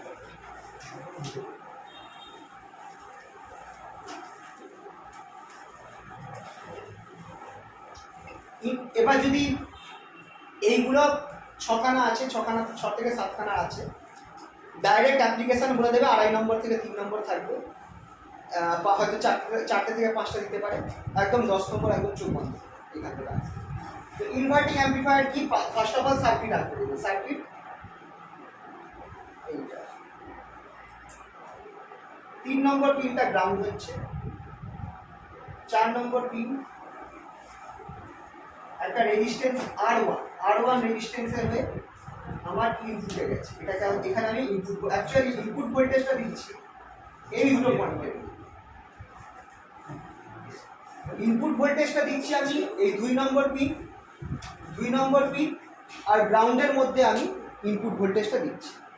এই অনেক সময় এই পার্টটা মিসিং থাকে ছবি, তাহলে আমি শুধু এই অংশটা দেখি। তো অ্যাকচুয়ালি তো ভোল্টেজ তো দুটোর জায়গায় রেসপেক্টে দেওয়া হচ্ছে, তার মানে এই পয়েন্ট আর গ্রাউন্ডের মধ্যে মাথায় রাখবে।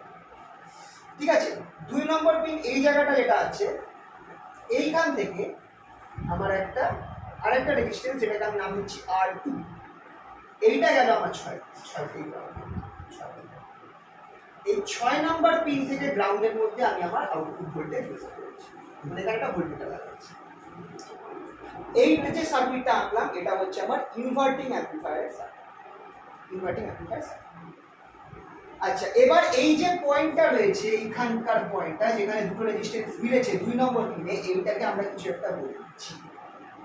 এই জি পয়েন্টটাকে বলা হয়, এই জি পয়েন্টের কি নাম,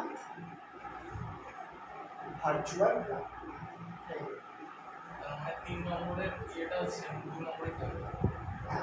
হ্যাঁ, ভার্চুয়াল গ্রাউন্ড। এবার প্রশ্ন আসে যে ভার্চুয়াল গ্রাউন্ড বলতে আমরা কি বুঝি, what is virtual ground, another important question. হ্যাঁ, ভার্চুয়াল গ্রাউন্ড যদি দেয় তোমাদের কিন্তু এই ইনভার্টিং অ্যাম্পলিফায়ার রাখতে হবে। যদি তোমাকে দেখাতে হয় what is virtual ground,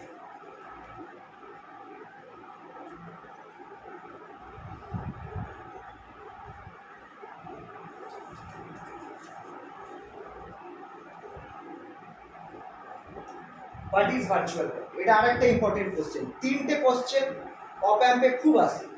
characteristic of ideal অপ amp, common mode rejection ratio, virtual. তো ভার্চুয়াল গ্রাউন্ড হচ্ছে এই পয়েন্টটা। যদি দেয় তোমাকে ইনভার্টিং সার্কিটটা আঁকতে হবে, দেখে তোমাকে বলতে হবে যে এই পয়েন্টটা হচ্ছে ভার্চুয়াল গ্রাউন্ড। এবার ভার্চুয়াল গ্রাউন্ড মানে কি, ভার্চুয়াল গ্রাউন্ড মানে এটাই, এইগুলো সব দেখবে আমার পিডিএফ এর মধ্যে লেখা রয়েছে। আমি এখানটায় পুরো কথাটা লেখা রয়েছে ডিটেলস, এখানটায় তোমাদেরকে একটুখানি বুঝিয়ে দিচ্ছি।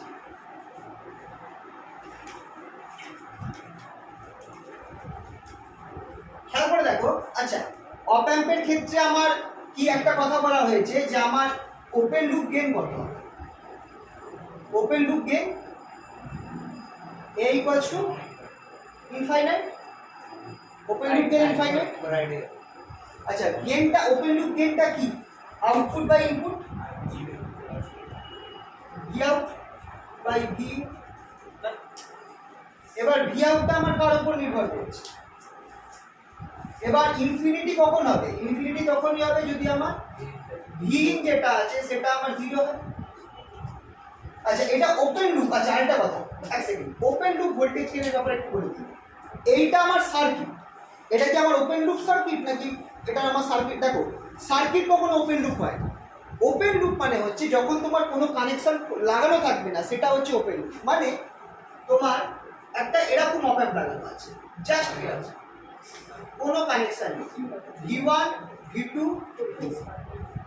এই অপ অ্যাম্পটাকে আমরা বলবো হচ্ছে ওপেন লুপ। কেন ওপেন লুপ? কোনো কানেকশন নেই, কোনো কানেকশন করা নেই, এরকম একটা অপ অ্যাম্পকে আমরা বলবো ওপেন লুপ। এবার এই অপ অ্যাম্পটা যদি আইডিয়াল অপ অ্যাম্প হয় তাহলে এটার যে গেইন ওপেন লুপ অবস্থায়, মানে এখানে এটা কিন্তু ওপেন লুপ নয়, কারণ দেখো আমার এখানটায় লুপটা ওপেন নয়, আমার এখানে কিন্তু রেজিস্ট্যান্স লাগানো রয়েছে। এটা এই লুপটা কিন্তু ক্লোজ, 2 আর 4 6 কে কানেক্ট করা আছে। তো এরকম একটা ওপেন লুপ, এটার গেইন যেটা সেটা ইনফাইনাইট। এটার গেনটা ইনফাইনাইট। এবার এই গেনটা কত? এই গেন হচ্ছে v0 by v2 minus v1, right? এবার a ইনফাইনাইট হওয়া মানে v2 মাইনাস v1 সেটা মানে 0 হবে, রাইট? Yes, sir.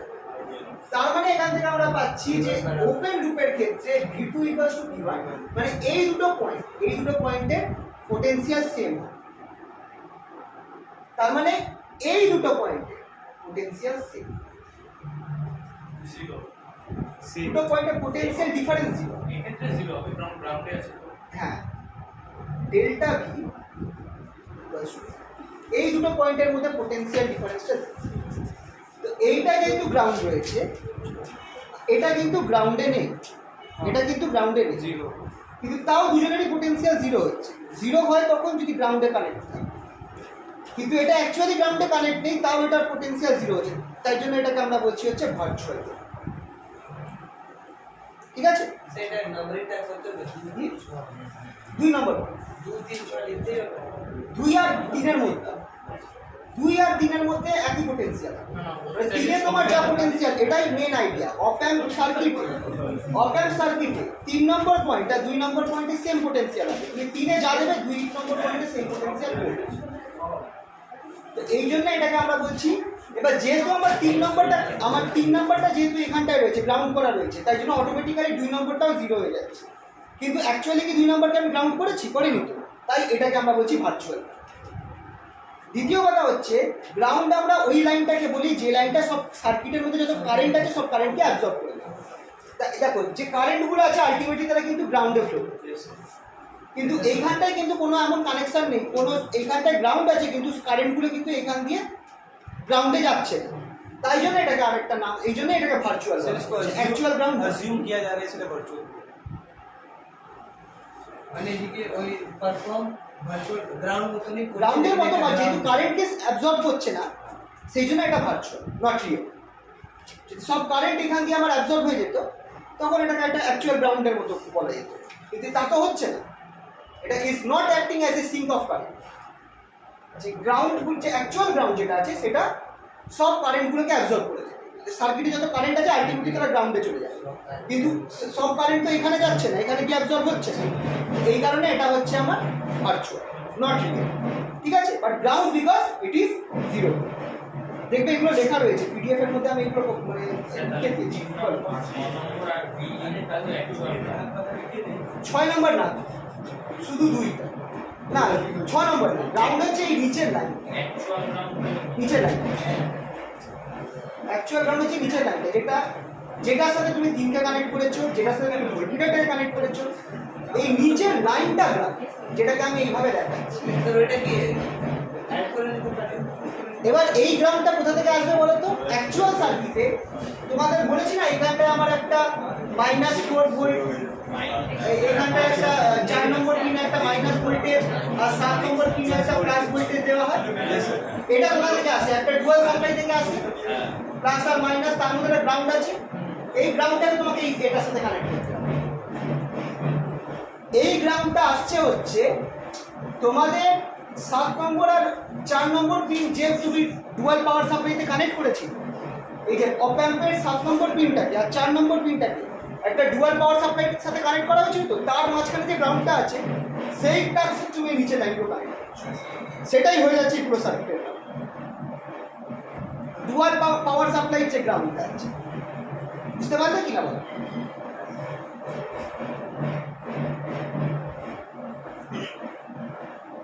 ঠিক আছে তো?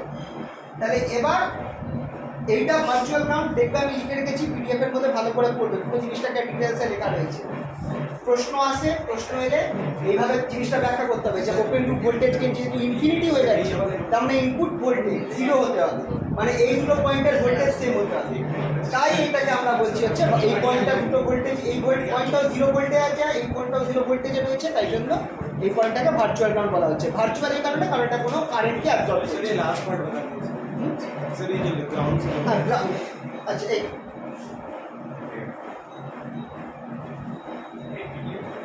একদম যদি সার্কিটটাকে আমি বানাই, আমি যদি তোমাদেরকে একটা ব্রেডবোর্ড দিই, চলো তোমাদেরকে যদি আমি একটা ব্রেডবোর্ড দিই, এই যে আমার ব্রেডবোর্ড, এই ব্রেডবোর্ডের মধ্যে চিপটাকে বসিয়েছি। চিপটা ধরো এরকম,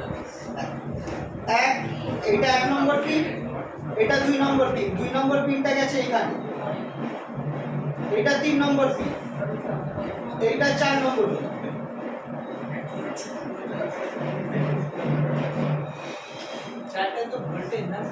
চারটা বলছি, হ্যাঁ। এইটা একটা 5 নম্বর ফাঁকা থাকবে, 6 নম্বর এটা, এটা 5, এটা 6, এটা 7, আর এইটা 8, 8টা এমনি থাকবে, 8 একটা আলাদা। এই যে এইটা হচ্ছে আমার অ্যাকচুয়াল পিকচারটা। যদি তুমি অপ্যাম্পটাকে ভাবো, এই যে চিপের মধ্যে অপ্যাম্পটা এইভাবে রয়েছে, বুঝতে পারছো তো? চিপের মধ্যে অপ্যাম্পটা রয়েছে, এই দেখো 2 নম্বর, 3 নম্বর, 4 নম্বর। এবার এইটাকে যদি আমাকে একটা ডুয়াল পাওয়ার সাপ্লাই সাথে কানেক্ট করতে হয়, একটা প্লাস, একটা গ্রাউন্ড আর একটা মাইনাস। প্লাসটাকে আমি কি করবো, প্লাস থেকে একটা তার নিয়ে 7 নম্বর পিনে কানেক্ট করবো, 4 নম্বর পিনের সাথে মাইনাসটা কানেক্ট করবো। আর এই অপ্যাম্পের মধ্যে এই নিচে দুটো পয়েন্ট থাকে, মনে আছে? নিচে কমন পয়েন্টস গুলো থাকে, অপ্যাম্প বলছি, সরি, এই ব্রেডবোর্ডের মধ্যে, এটা হচ্ছে ব্রেডবোর্ড। ব্রেডবোর্ডে এই কমন লাইনগুলো থাকে নিচের দিকে, তুমি একটা পয়েন্ট থেকে গ্রাউন্ডটা বার করে যে কোনো নিচের লাইনটা ধরে কানেক্ট করবে, নিচের লাইন বলছি। এবার কি হবে, 3কে তোমার গ্রাউন্ড করা আছে তো, তুমি 3কে তুমি এই লাইনে কানেক্ট করবে, গ্রাউন্ড হয়ে গেল। আর কাছে কাছে গ্রাউন্ড করা আছে, 6 নম্বরের সাথে ভোল্টমিটারের গ্রাউন্ড, কারণ 6 থেকে একটা ভোল্টমিটার পাওয়া, সেই ভোল্টমিটারটাকে গ্রাউন্ড। আর কোনটা গ্রাউন্ড হচ্ছে, তুমি যে ইনপুট ভোল্টেজ দিচ্ছ, ইনপুট ভোল্টেজ যেটা দিচ্ছ ভি, তার একটা গ্রাউন্ড হবে, মানে তার এখানটায় একটা পার্ট যাচ্ছে, অন্য পার্টটা তোমার দূর হবে। আর একটা রেজিস্ট্যান্স তুমি দিচ্ছ, সেই রেজিস্ট্যান্সটা, সরি, এটা ডাইরেক্ট যাবে না, একটা রেজিস্ট্যান্স হয়ে যাবে, একটা রেজিস্ট্যান্স হয়ে যাবে। আর এইখান থেকে তোমরা যদি খেয়াল করো, ওই চিপের উপর দিয়ে রেজিস্ট্যান্স গেছিল, আগের দিনের ছবি, এই 2 আর 6-এর মধ্যে দিয়ে একটা এরকম রেজিস্ট্যান্স উপর দিয়ে, মাথার উপর দিয়ে যায়, চিপটার উপর দিয়ে একটা রেজিস্ট্যান্স গেছে, উপরে বসানো ছিল, মনে পড়ছে? এই যে 2 আর 6-কে ওই রেজিস্ট্যান্স দিয়ে, ওটা ছিল আর।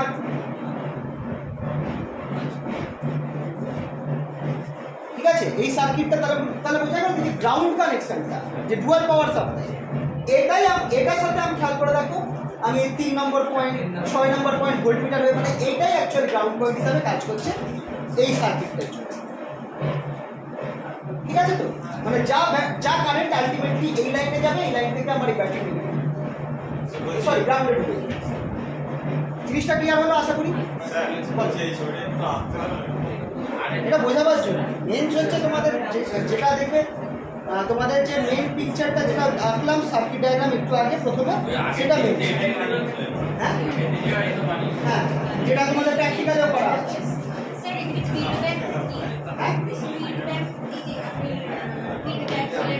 আচ্ছা, ফিডব্যাকটা বলছি। আচ্ছা, আরেকবার ইনভার্টিংটা আঁকি, এবার ঠান্ডা মাথায় একটু দেখো তো, ইনভার্টিং সার্কিটটা আমি আরেকবার আঁকছি। এইগুলো কিন্তু একদম যেন মুখস্থ থাকে, ফটাফট যেন আঁকতে পারো। 3 নম্বর গ্রাউন্ড করলাম, 2 নম্বর একটা রেজিস্ট্যান্স হয়ে আমার ইনপুটে গেল, এটা হচ্ছে আমার ভিইন, এটা গ্রাউন্ড হয়েছে, এটা R1, এখান থেকে আরেকটা রেজিস্ট্যান্স গেছে, এটা হচ্ছে আমার R2, এটা গেছে 6, এটা হচ্ছে 2 নম্বর পিন, 3 নম্বর পিন, 6 নম্বর পিন, এটা হচ্ছে আমার আউটপুট, এটা ভোল্টমিটার। ঠিক আছে, এইটা হচ্ছে আমার পিকচারটা। এবার দেখো আমার রেজিস্ট্যান্স, আমার এখান থেকে আমি ধরে নিচ্ছি, আচ্ছা এই পয়েন্টটা ভিজি, এই পয়েন্টের ভোল্টেজ কত? 0। এটাকে আমি এক কাজ করছি, ভি স্মল জি বলছি। এবার আমার রেজিস্ট্যান্স R1, ধরো আমি ধরে নিচ্ছি আমার একটা কারেন্ট এই দিকে যাচ্ছে, আই কারেন্ট। তাহলে এবার আমাকে বলো, কারেন্টটা আমার ধরো এই কারেন্ট এই সোর্স থেকে ঢুকে আমার এদিকে যাচ্ছে। এবার আমাকে বলো এই কারেন্টটার ভ্যালু কত হবে? এই সাইডে রেজিস্ট্যান্সের অ্যাক্রসে কিন্তু আই কারেন্ট পাস করছে, রেজিস্ট্যান্সের অ্যাক্রস দিয়ে আই কারেন্ট পাস করছে, এই সাইডে ভোল্টেজ ভি, এই সাইডে ভোল্টেজ ভিজি, তাহলে আমার আই কারেন্টটা কত হবে? V in by R. বিহীন minus VG by R. VG এবার ভিজিটা জিরো পরে Zero. বসাচ্ছি, ঠিক আছে? V in minus VG by R one, R one. আচ্ছা এবার আমাকে বলো অপ অ্যাম্পের ইনপুট ইম্পিডেন্স, ইম্পিডেন্স হচ্ছে প্রতিরোধ, প্রতিরোধ মানে হচ্ছে অ্যাকচুয়ালি এটার রেজিস্ট্যান্সকে আমরা রোধ বলি, resistance.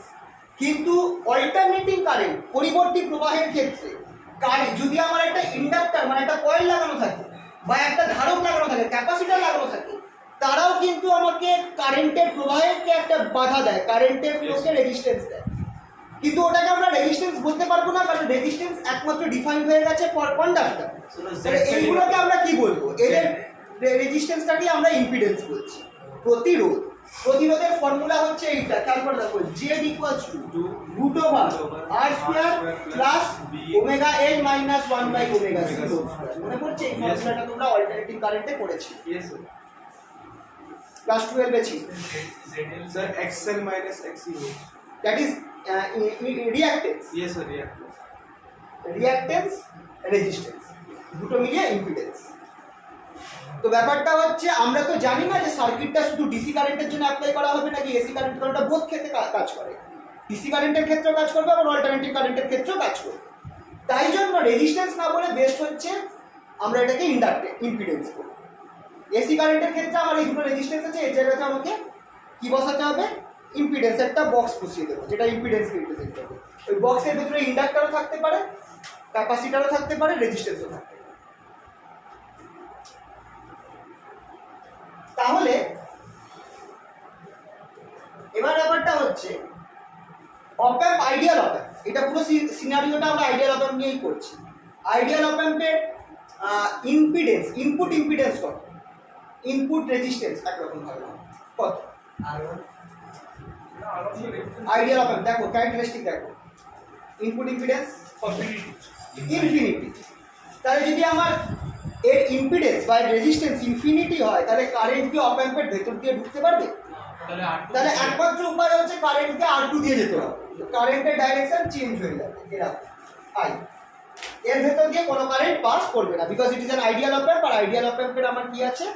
Resistance infinity, input resistance. তাহলে R2 এর মধ্যে দিয়ে আমার কারেন্ট যাচ্ছে, আই কারেন্টটাই ফ্লো করছে। Yes sir.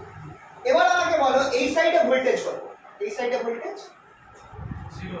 VR, VR, V out का तो ग्राउंड पे हो गया है। ভি আউট ভোল্টেজটা আমার এই সাইডে রয়েছে, আর এই সাইডে এই পয়েন্টে ভোল্টেজ ভিজি, কারেন্ট আমার এই দিকে যাচ্ছে। তাহলে আই ইকুয়ালস টু একই কারেন্ট, আই ইকুয়ালস টু আমি লিখতে পারি ভিজি minus V out by R2। লেখা যেতে পারবে কি পারবে না? কারেন্ট এই দিকে যাচ্ছে, এই সাইডে ভিজি, এই জায়গায় ভি আউট, তাহলে ভিজি minus V out by R2। একই কারেন্ট, কি কন্ডিশন? যেহেতু কারেন্টটা ইনফাইনাইট, হ্যাঁ equal to same current flow করছে না, আই কারেন্টটাই R1 এর মধ্যে দিয়ে ফ্লো করছে, সেম কারেন্ট R2 এর মধ্যে দিয়ে ফ্লো করছে, কারণ এর ভেতরে কোনো কারেন্ট যেতে পারবে না, তাই দুটো ইকুয়াল হয়ে গেল। এবার ভিজি কে 0 বসা, কি হবে? ছবিটা বুঝতে পারি?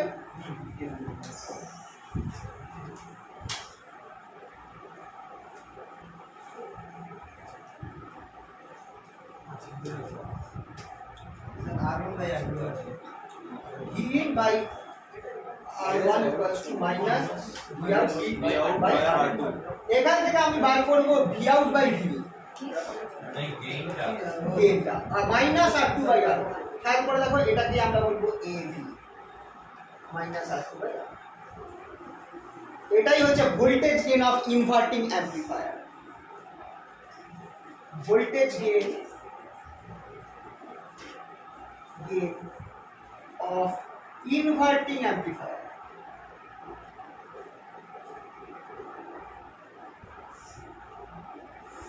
Voltage gain of inverting amplifier. এবার আগের দিনের এক্সপেরিমেন্টটা মনে করো, আমরা যে ফার্স্ট এক্সপেরিমেন্টটা তোমরা যে করলে, তোমরা যত ইনপুট দিচ্ছিলে তোমার আউটপুটে 10 গুণ নেগেটিভ আসছে। তার কারণ হচ্ছে আমরা R1টা নিয়েছিলাম 1 কিলো ওহম, R2টা নিয়েছিলাম 10 কিলো ওহম। তাই জন্য আমার গেন আসবে 10 মাইনাস 10। তাই তোমরা প্লাস কারেন্ট দিলে তোমরা 1.1 ভোল্ট দিচ্ছিলে একটু বেশি ছিল, হ্যাঁ 10 গুণ থেকেও একটু বেশি। এররের জন্য অ্যাকচুয়ালি 10 দেওয়া উচিত। +1 আমরা যখন তোমরা +0.1 দিচ্ছে তোমরা -9.9 মতো পাচ্ছি, 10 এর কাছাকাছি 9.9 বা 9.7 এরকম পাচ্ছিলে না, কিন্তু মাইনাস আসছে আউটপুট। আর যখন তোমরা -0.1 দিচ্ছিলে তখন প্লাস 0.1 দিচ্ছি, সরি ভুল বললাম।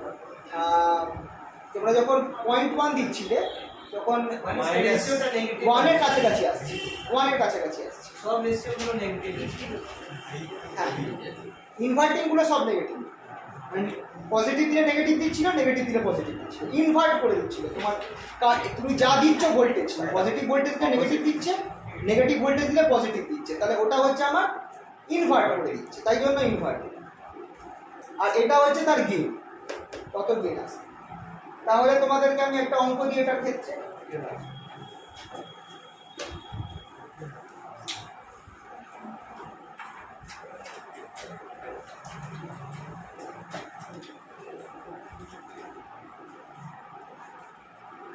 ইনভার্টিং অ্যাম্প্লিফায়ার,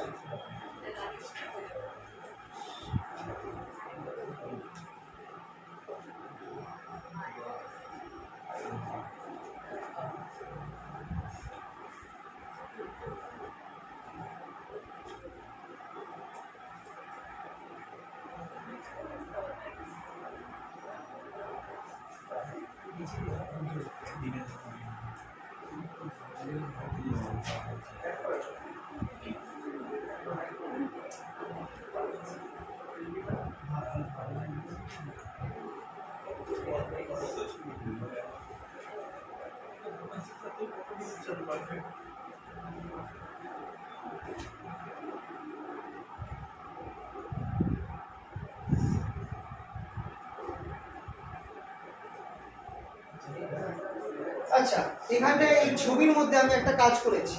এই যে দুখানা পিন রয়েছে না, 4 নম্বর পিন আর 7 নম্বর পিন, 4 নম্বর পিনে আমি -12 ভোল্ট লাগিয়েছি আর 7 নম্বর পিনে আমি +12 ভোল্ট লাগিয়েছি, ঠিক আছে তো। এবার find output voltage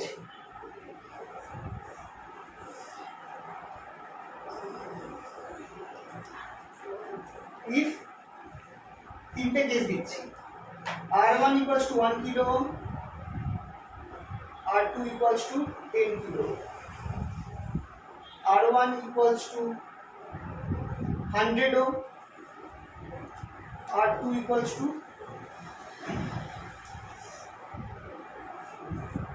2 kilo ohm, R1 = 5 kilo ohm, 1 kilo ohm, R2 = 100 kilo। আমাকে গেম বলতে হবে,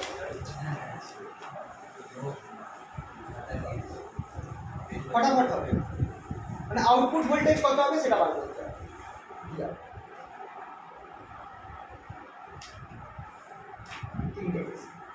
ছবিটা দেখি, ইনপুট ভোল্টেজ আমি দিয়ে দিয়েছি 0.5 + 0.5। Yes, हो जाएगा।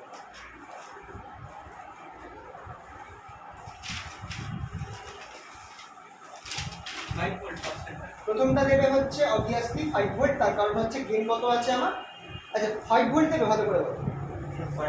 R2/R1 10/1 × 0.5 R2/R1 একটু ভালো করে বলো।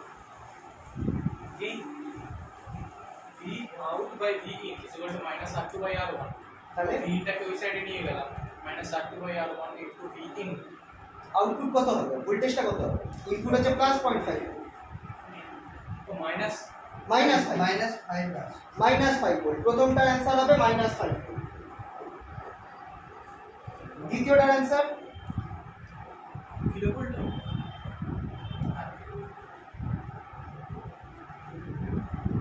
আচ্ছা এক সেকেন্ড দাঁড়াও, সেকেন্ডে -1 ভোল্ট, 100 আছে 1 ভোল্ট 10 ঠিকই ছিল। সেকেন্ডটা -10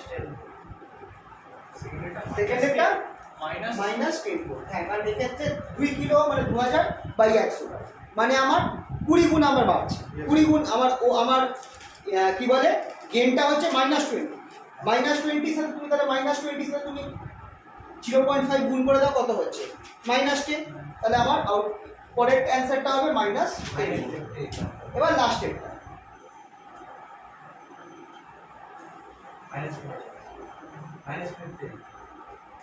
-50 ভোল্ট হবে। আচ্ছা, এবার এখানটায় লাস্ট অ্যান্সার এইগুলো করে না, লাস্টেরটা বলছি।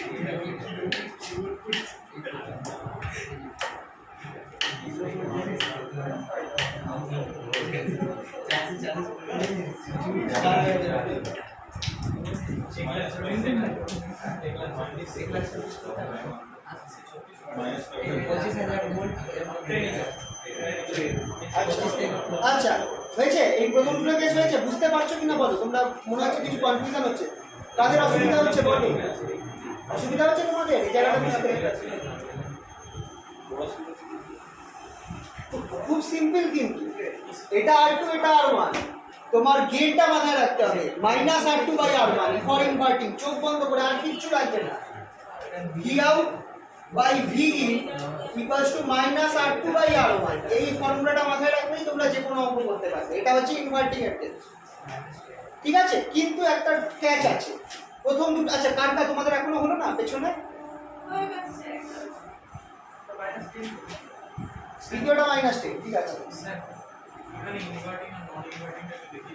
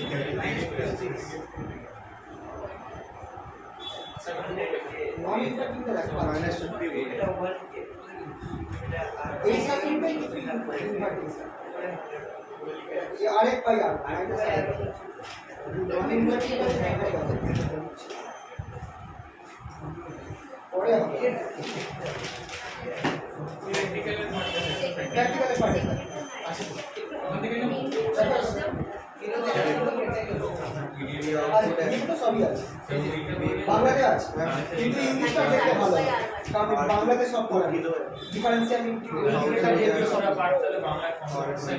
তোমাদের করতে হবে। আমার কিছু আছে না, তোমরা টার্মস গুলো ইংলিশে দেখো। এটা ইনভার্টিং, নন ইনভার্টিং পড়ে আছে, ঠিক আছে?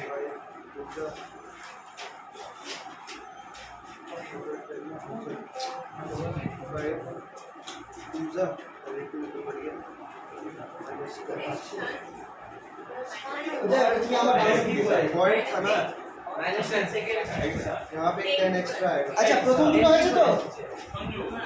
বলছি প্রথম দুটো সবার লাস্টেরটা কি হবে বলো তো? এবার এখানে এই ব্যাপার আছে, দেখো লাস্টেরটা শোনো একটুখানি, এই ব্যাক বেঞ্চার্স শোনো, লাস্টেরটা অ্যান্সার হবে -12। বলো কেন?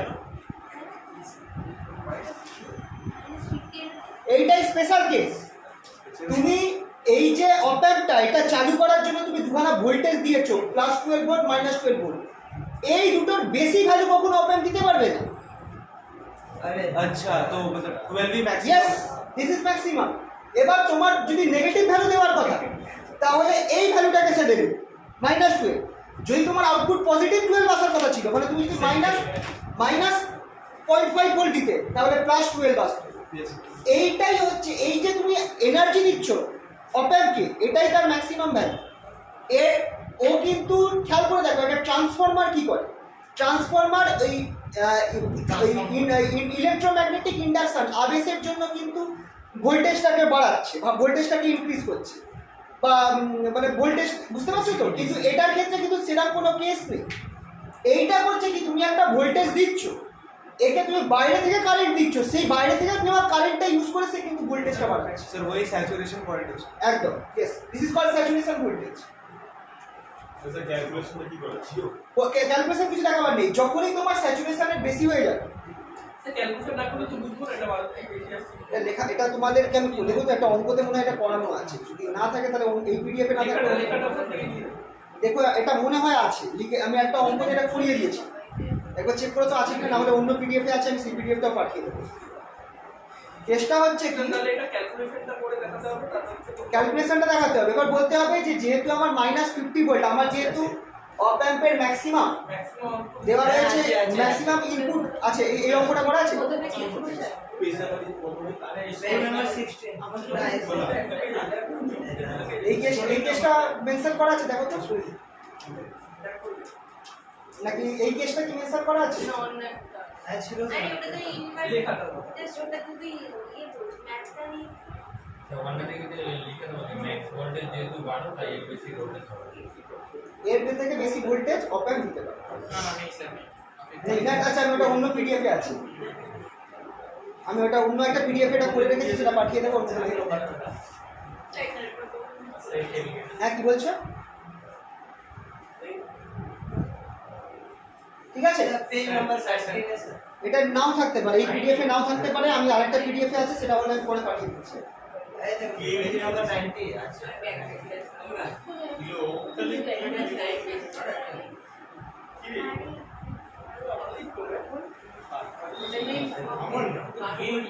না, এটাতে আমরা না, এটা আছে কিন্তু এটাতে আমি স্পেশাল কেসটা করাইনি। হ্যাঁ এটা এই কেসটা এখানে কিন্তু আমি এই ভোল্টেজটা দিইনি, এই ভোল্টেজের কেসটা মেনশন নেই কিন্তু ওখানে, তাই জন্য ওক্ষেত্রে 100 গেন হয়ে যাচ্ছে। কিন্তু এইটাকে যদি আমি কনসিডার করি তাহলে কিন্তু কখনো আমার -50 হতে পারে না, কারণ আমার ম্যাক্সিমাম ভোল্টেজ অপ অ্যাম্পের মধ্যে দেওয়া রয়েছে +-12 দেওয়া রয়েছে। আচ্ছা, এটা আরেকটা পিডিএফ আছে, আমি পাঠিয়ে দেবো, সেটার মধ্যে এগুলো লেখা রয়েছে। ওটা তো তোমাদের আগের পিডিএফটা পাঠিয়েছি, ওটা পাঠাই দেবো। ঠিক আছে, এটা হয়েছে সবার? স্যার বলছি এখানে পাঁচটা ইনপুট আদর্শ ছবি একটা দিয়েছে এটা দেব আরো ভালো লাগে। সব কিছু দিয়েছে না না, অবশ্যই না। এখানে দেখুন কি আদর্শ আছে ও আচ্ছা, না না, ওটা নেই, এটা হচ্ছে রেজিস্ট্যান্সটা কাটা হয়েছে।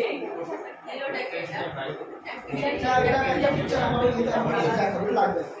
মানে এটা হচ্ছে অ্যাকচুয়ালি দেখো, এইখানটা দেখো, এই রেজিস্ট্যান্সটা কাটা রয়েছে, ভিআই এর কত রেজিস্ট্যান্স আছে, মানে ইনপুট ইম্পিডেন্স ইনফিনিটি, কাটা থেকে মানে ইনফিনিটি আর আউটপুটের সাথে দেখো এই ভিআই, এই ভিআই ভোল্টেজটা আউটপুটের সাথে কানেক্ট করা রয়েছে, মানে আউটপুট ভোল্টেজ তুমি আসো। আপনার ওটা করলে আমি একটা পাঠিয়ে দেবো, এটা আমি মনে হয় তোমাদেরকে আগের পিডিএফটা পাঠিয়েছি, আমি একটা পাঠিয়ে দেবো। হ্যাঁ, এটা তো নর্মাল, এটা তো দেখালাম তো। হ্যাঁ স্যার এটা এখানে আরো দুটো যুক্ত হবে হ্যাঁ হ্যাঁ, এটা আমি এটা পাঠিয়ে দেবো। হ্যাঁ, এই পিকচারটা তাই হচ্ছে, এটাই হচ্ছে।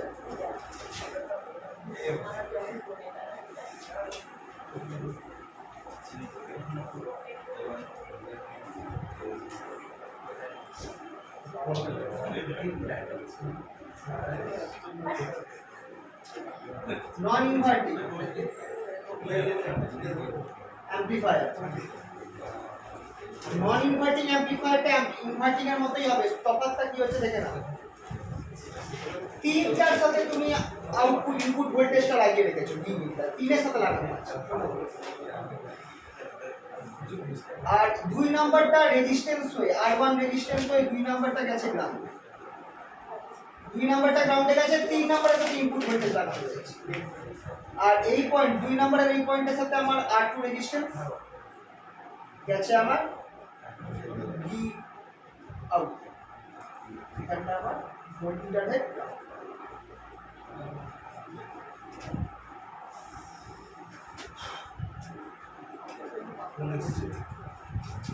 আচ্ছা, এই পয়েন্টের আমি ভোল্টেজটাকে ভিএ ধরলাম, এই পয়েন্টের ভোল্টেজটাকে আমি ভিভি ধরলাম।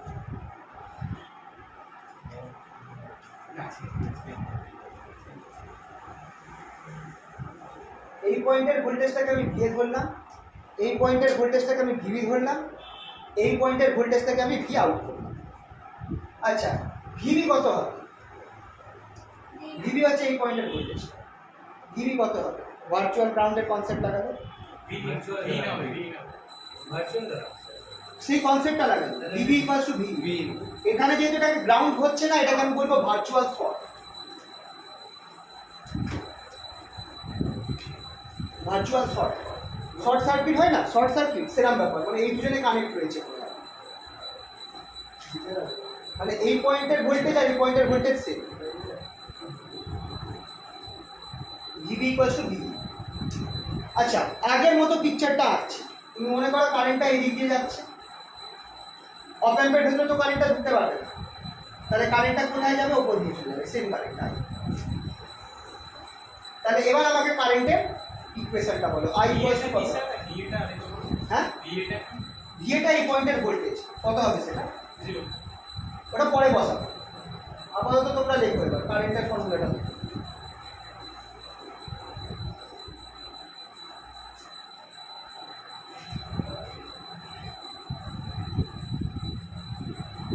I equals to এই রেজিস্ট্যান্স R1 দেখো, এই সাইডে VA, এই সাইডে VB, তাহলে VA minus VB by R1, তারপর R2 VB VR equals to VB minus VR by R2। এবার VA কত? VA equals to 0, VA যেহেতু গ্রাউন্ডে রয়েছে, VA equals to 0, আর ভিবিটা এই পয়েন্টটা আর এই পয়েন্টটা যেহেতু সেম ভোল্টেজ হবে, তাহলে ভিবি ইকুয়ালস টু ভিবি বসিয়ে দাও। ছবিটা বুঝতে পারি এবার? কোন জায়গাটা বলেন V is equal to VV বসাবো স্যার? ভিবি চাইলে ভিবি বসাও, ভি এর জায়গায় ভি ইন বসাবো। ভিবি হচ্ছে এই পয়েন্ট, এই পয়েন্টের ভোল্টেজটা হচ্ছে ভিবি। এবার এই পয়েন্ট আর এই পয়েন্টের ভোল্টেজ তো সেম হবে, ভার্চুয়াল গ্রাউন্ডের কনসেপ্টটা হবে। ভি ইন বসাবো তো অবভিয়াসলি, কারণ এখানে গ্রাউন্ড তো নেই, এখানে তো আমার ভিন রয়েছে।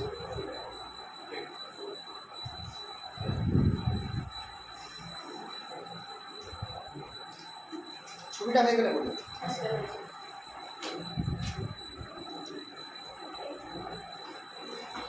One plus R2 by R1 কোনটা?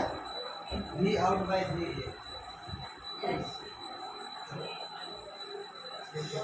ছবিটা বুঝলাম।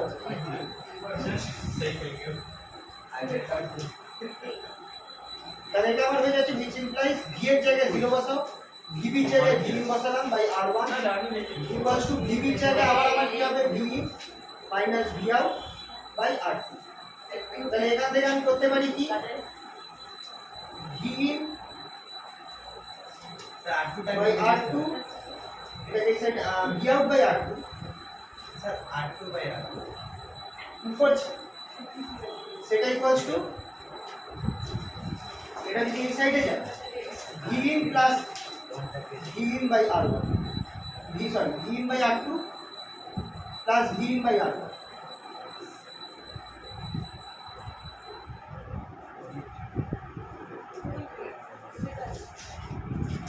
That is equals to V out by R2 equals to V in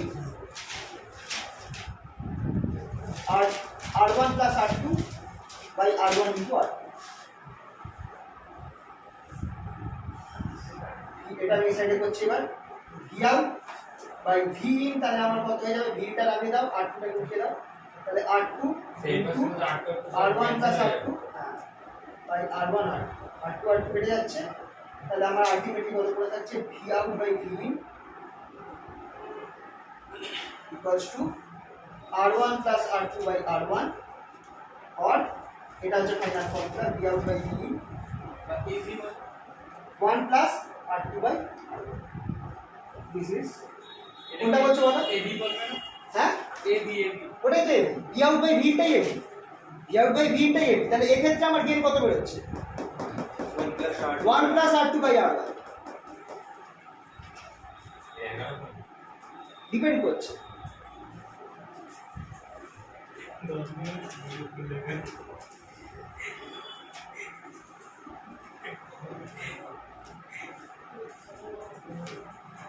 এই ক্যালকুলেশন, ছবি আর এটা রিলেটেড অঙ্ক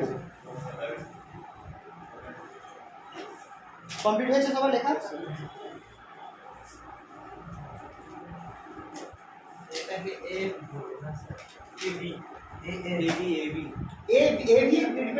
রিপ্রেজেন্ট করে গেইনটা, আর সাবস্ক্রিপ্টে ভি রিপ্রেজেন্ট করে ভোল্টেজকে, আই রিপ্রেজেন্ট করে কারেন্টকে। মানে যদি আমার লেখা থাকে এ ভি, তার মানে বুঝবে voltage gain, A I represent করছে কারেন্ট, কারেন্ট আই কারেন্ট এটা গেইন, এ মানেই গেইন, এ রয়েছে মানে গেইন হচ্ছে, ভি হচ্ছে মানে আউটপুট বাই ইনপুট। এবার যদি ভি থাকে ফর ভোল্টেজ, আই থাকে তাহলে কারেন্ট। এটা যে কোনো অ্যাম্পলিফায়ারের ক্ষেত্রে এইটা রিপ্রেজেন্ট করে। Actually A stands for amplification, A stand for amplification, amplification মানে বিবর্ধন। তাহলে স্যার পিডিএফ এর এফ লেখা আছে, এ ওটা এই আর কি এফ ও লেখা থাকতে পারে, কোনো অসুবিধা নেই।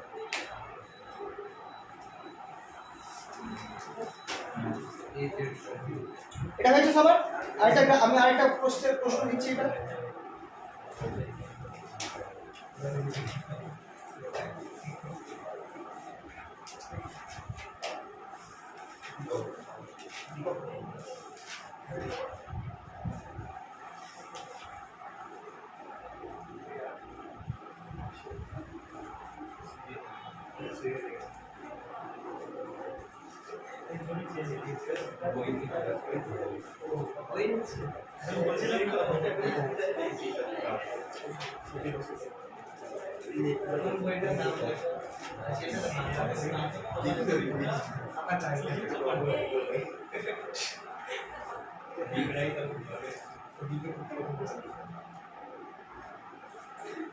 এটা কোশ্চেন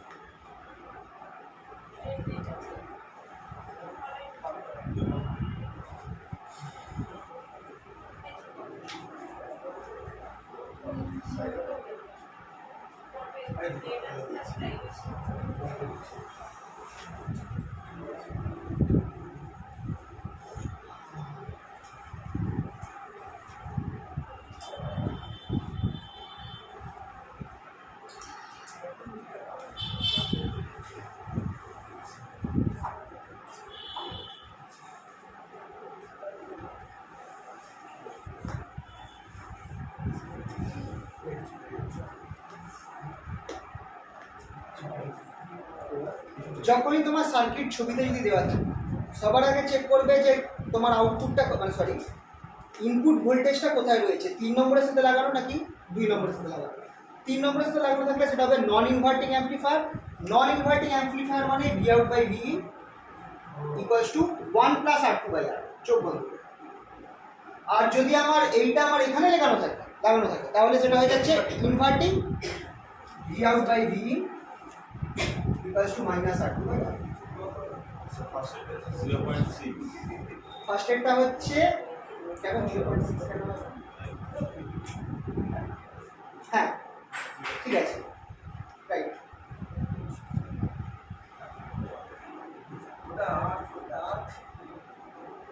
ফার্স্ট এডটা হচ্ছে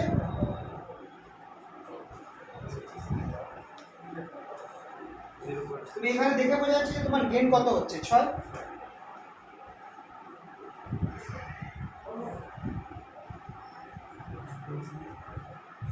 R2 হচ্ছে 10, R1 হচ্ছে 2 কিলো ওহমে আছে, তার মানে 5 প্লাস 1 6, তাহলে গেইন আমার এখানে 6। তাহলে ভি আউটটা যদি ভি ইন 0.1 হয় তাহলে ভি আউট হচ্ছে 0.6, 12 24 12 और 15 लास्ट को यस 15। लास्ट एडটা কত প্লাস 15 और माइनस 15 माइनस ये 12 minus minus last plus plus plus plus এখানে যেহেতু আমার यहाँ প্লাস पे minus ভোল্টেজ গুলো প্লাস হচ্ছে, Yes. তাহলে এখানে আমার এইটার জন্য 24 তো হবে না, আর maximum positive voltage 15 plus 15 volt পাবে। লাস্ট অ্যান্সার বলো, ক্লিয়ার তো এই জায়গাটা সকলে? यस কেন এটা কেন এইটার ক্ষেত্রে কেন 15 ভোল্ট হচ্ছে এটা বুঝতে পারছো সবাই? কি বলো কোথায় অসুবিধা? ভি নেই তো দেওয়া রয়েছে 0.1 2 আর 4। তিনটে আলাদা আলাদা ভিউইংয়ের জন্য তোমার আউটপুট বার করতে হবে স্যার লাস্টটা তো 15 হয়ে যাবে প্লাস 100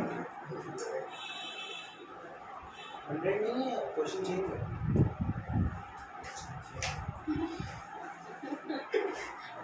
R2 হচ্ছে 10 R1 হচ্ছে 2 এবার এই ফর্মুলায় ফেলো দেখো কত বেরোচ্ছে কিন্তু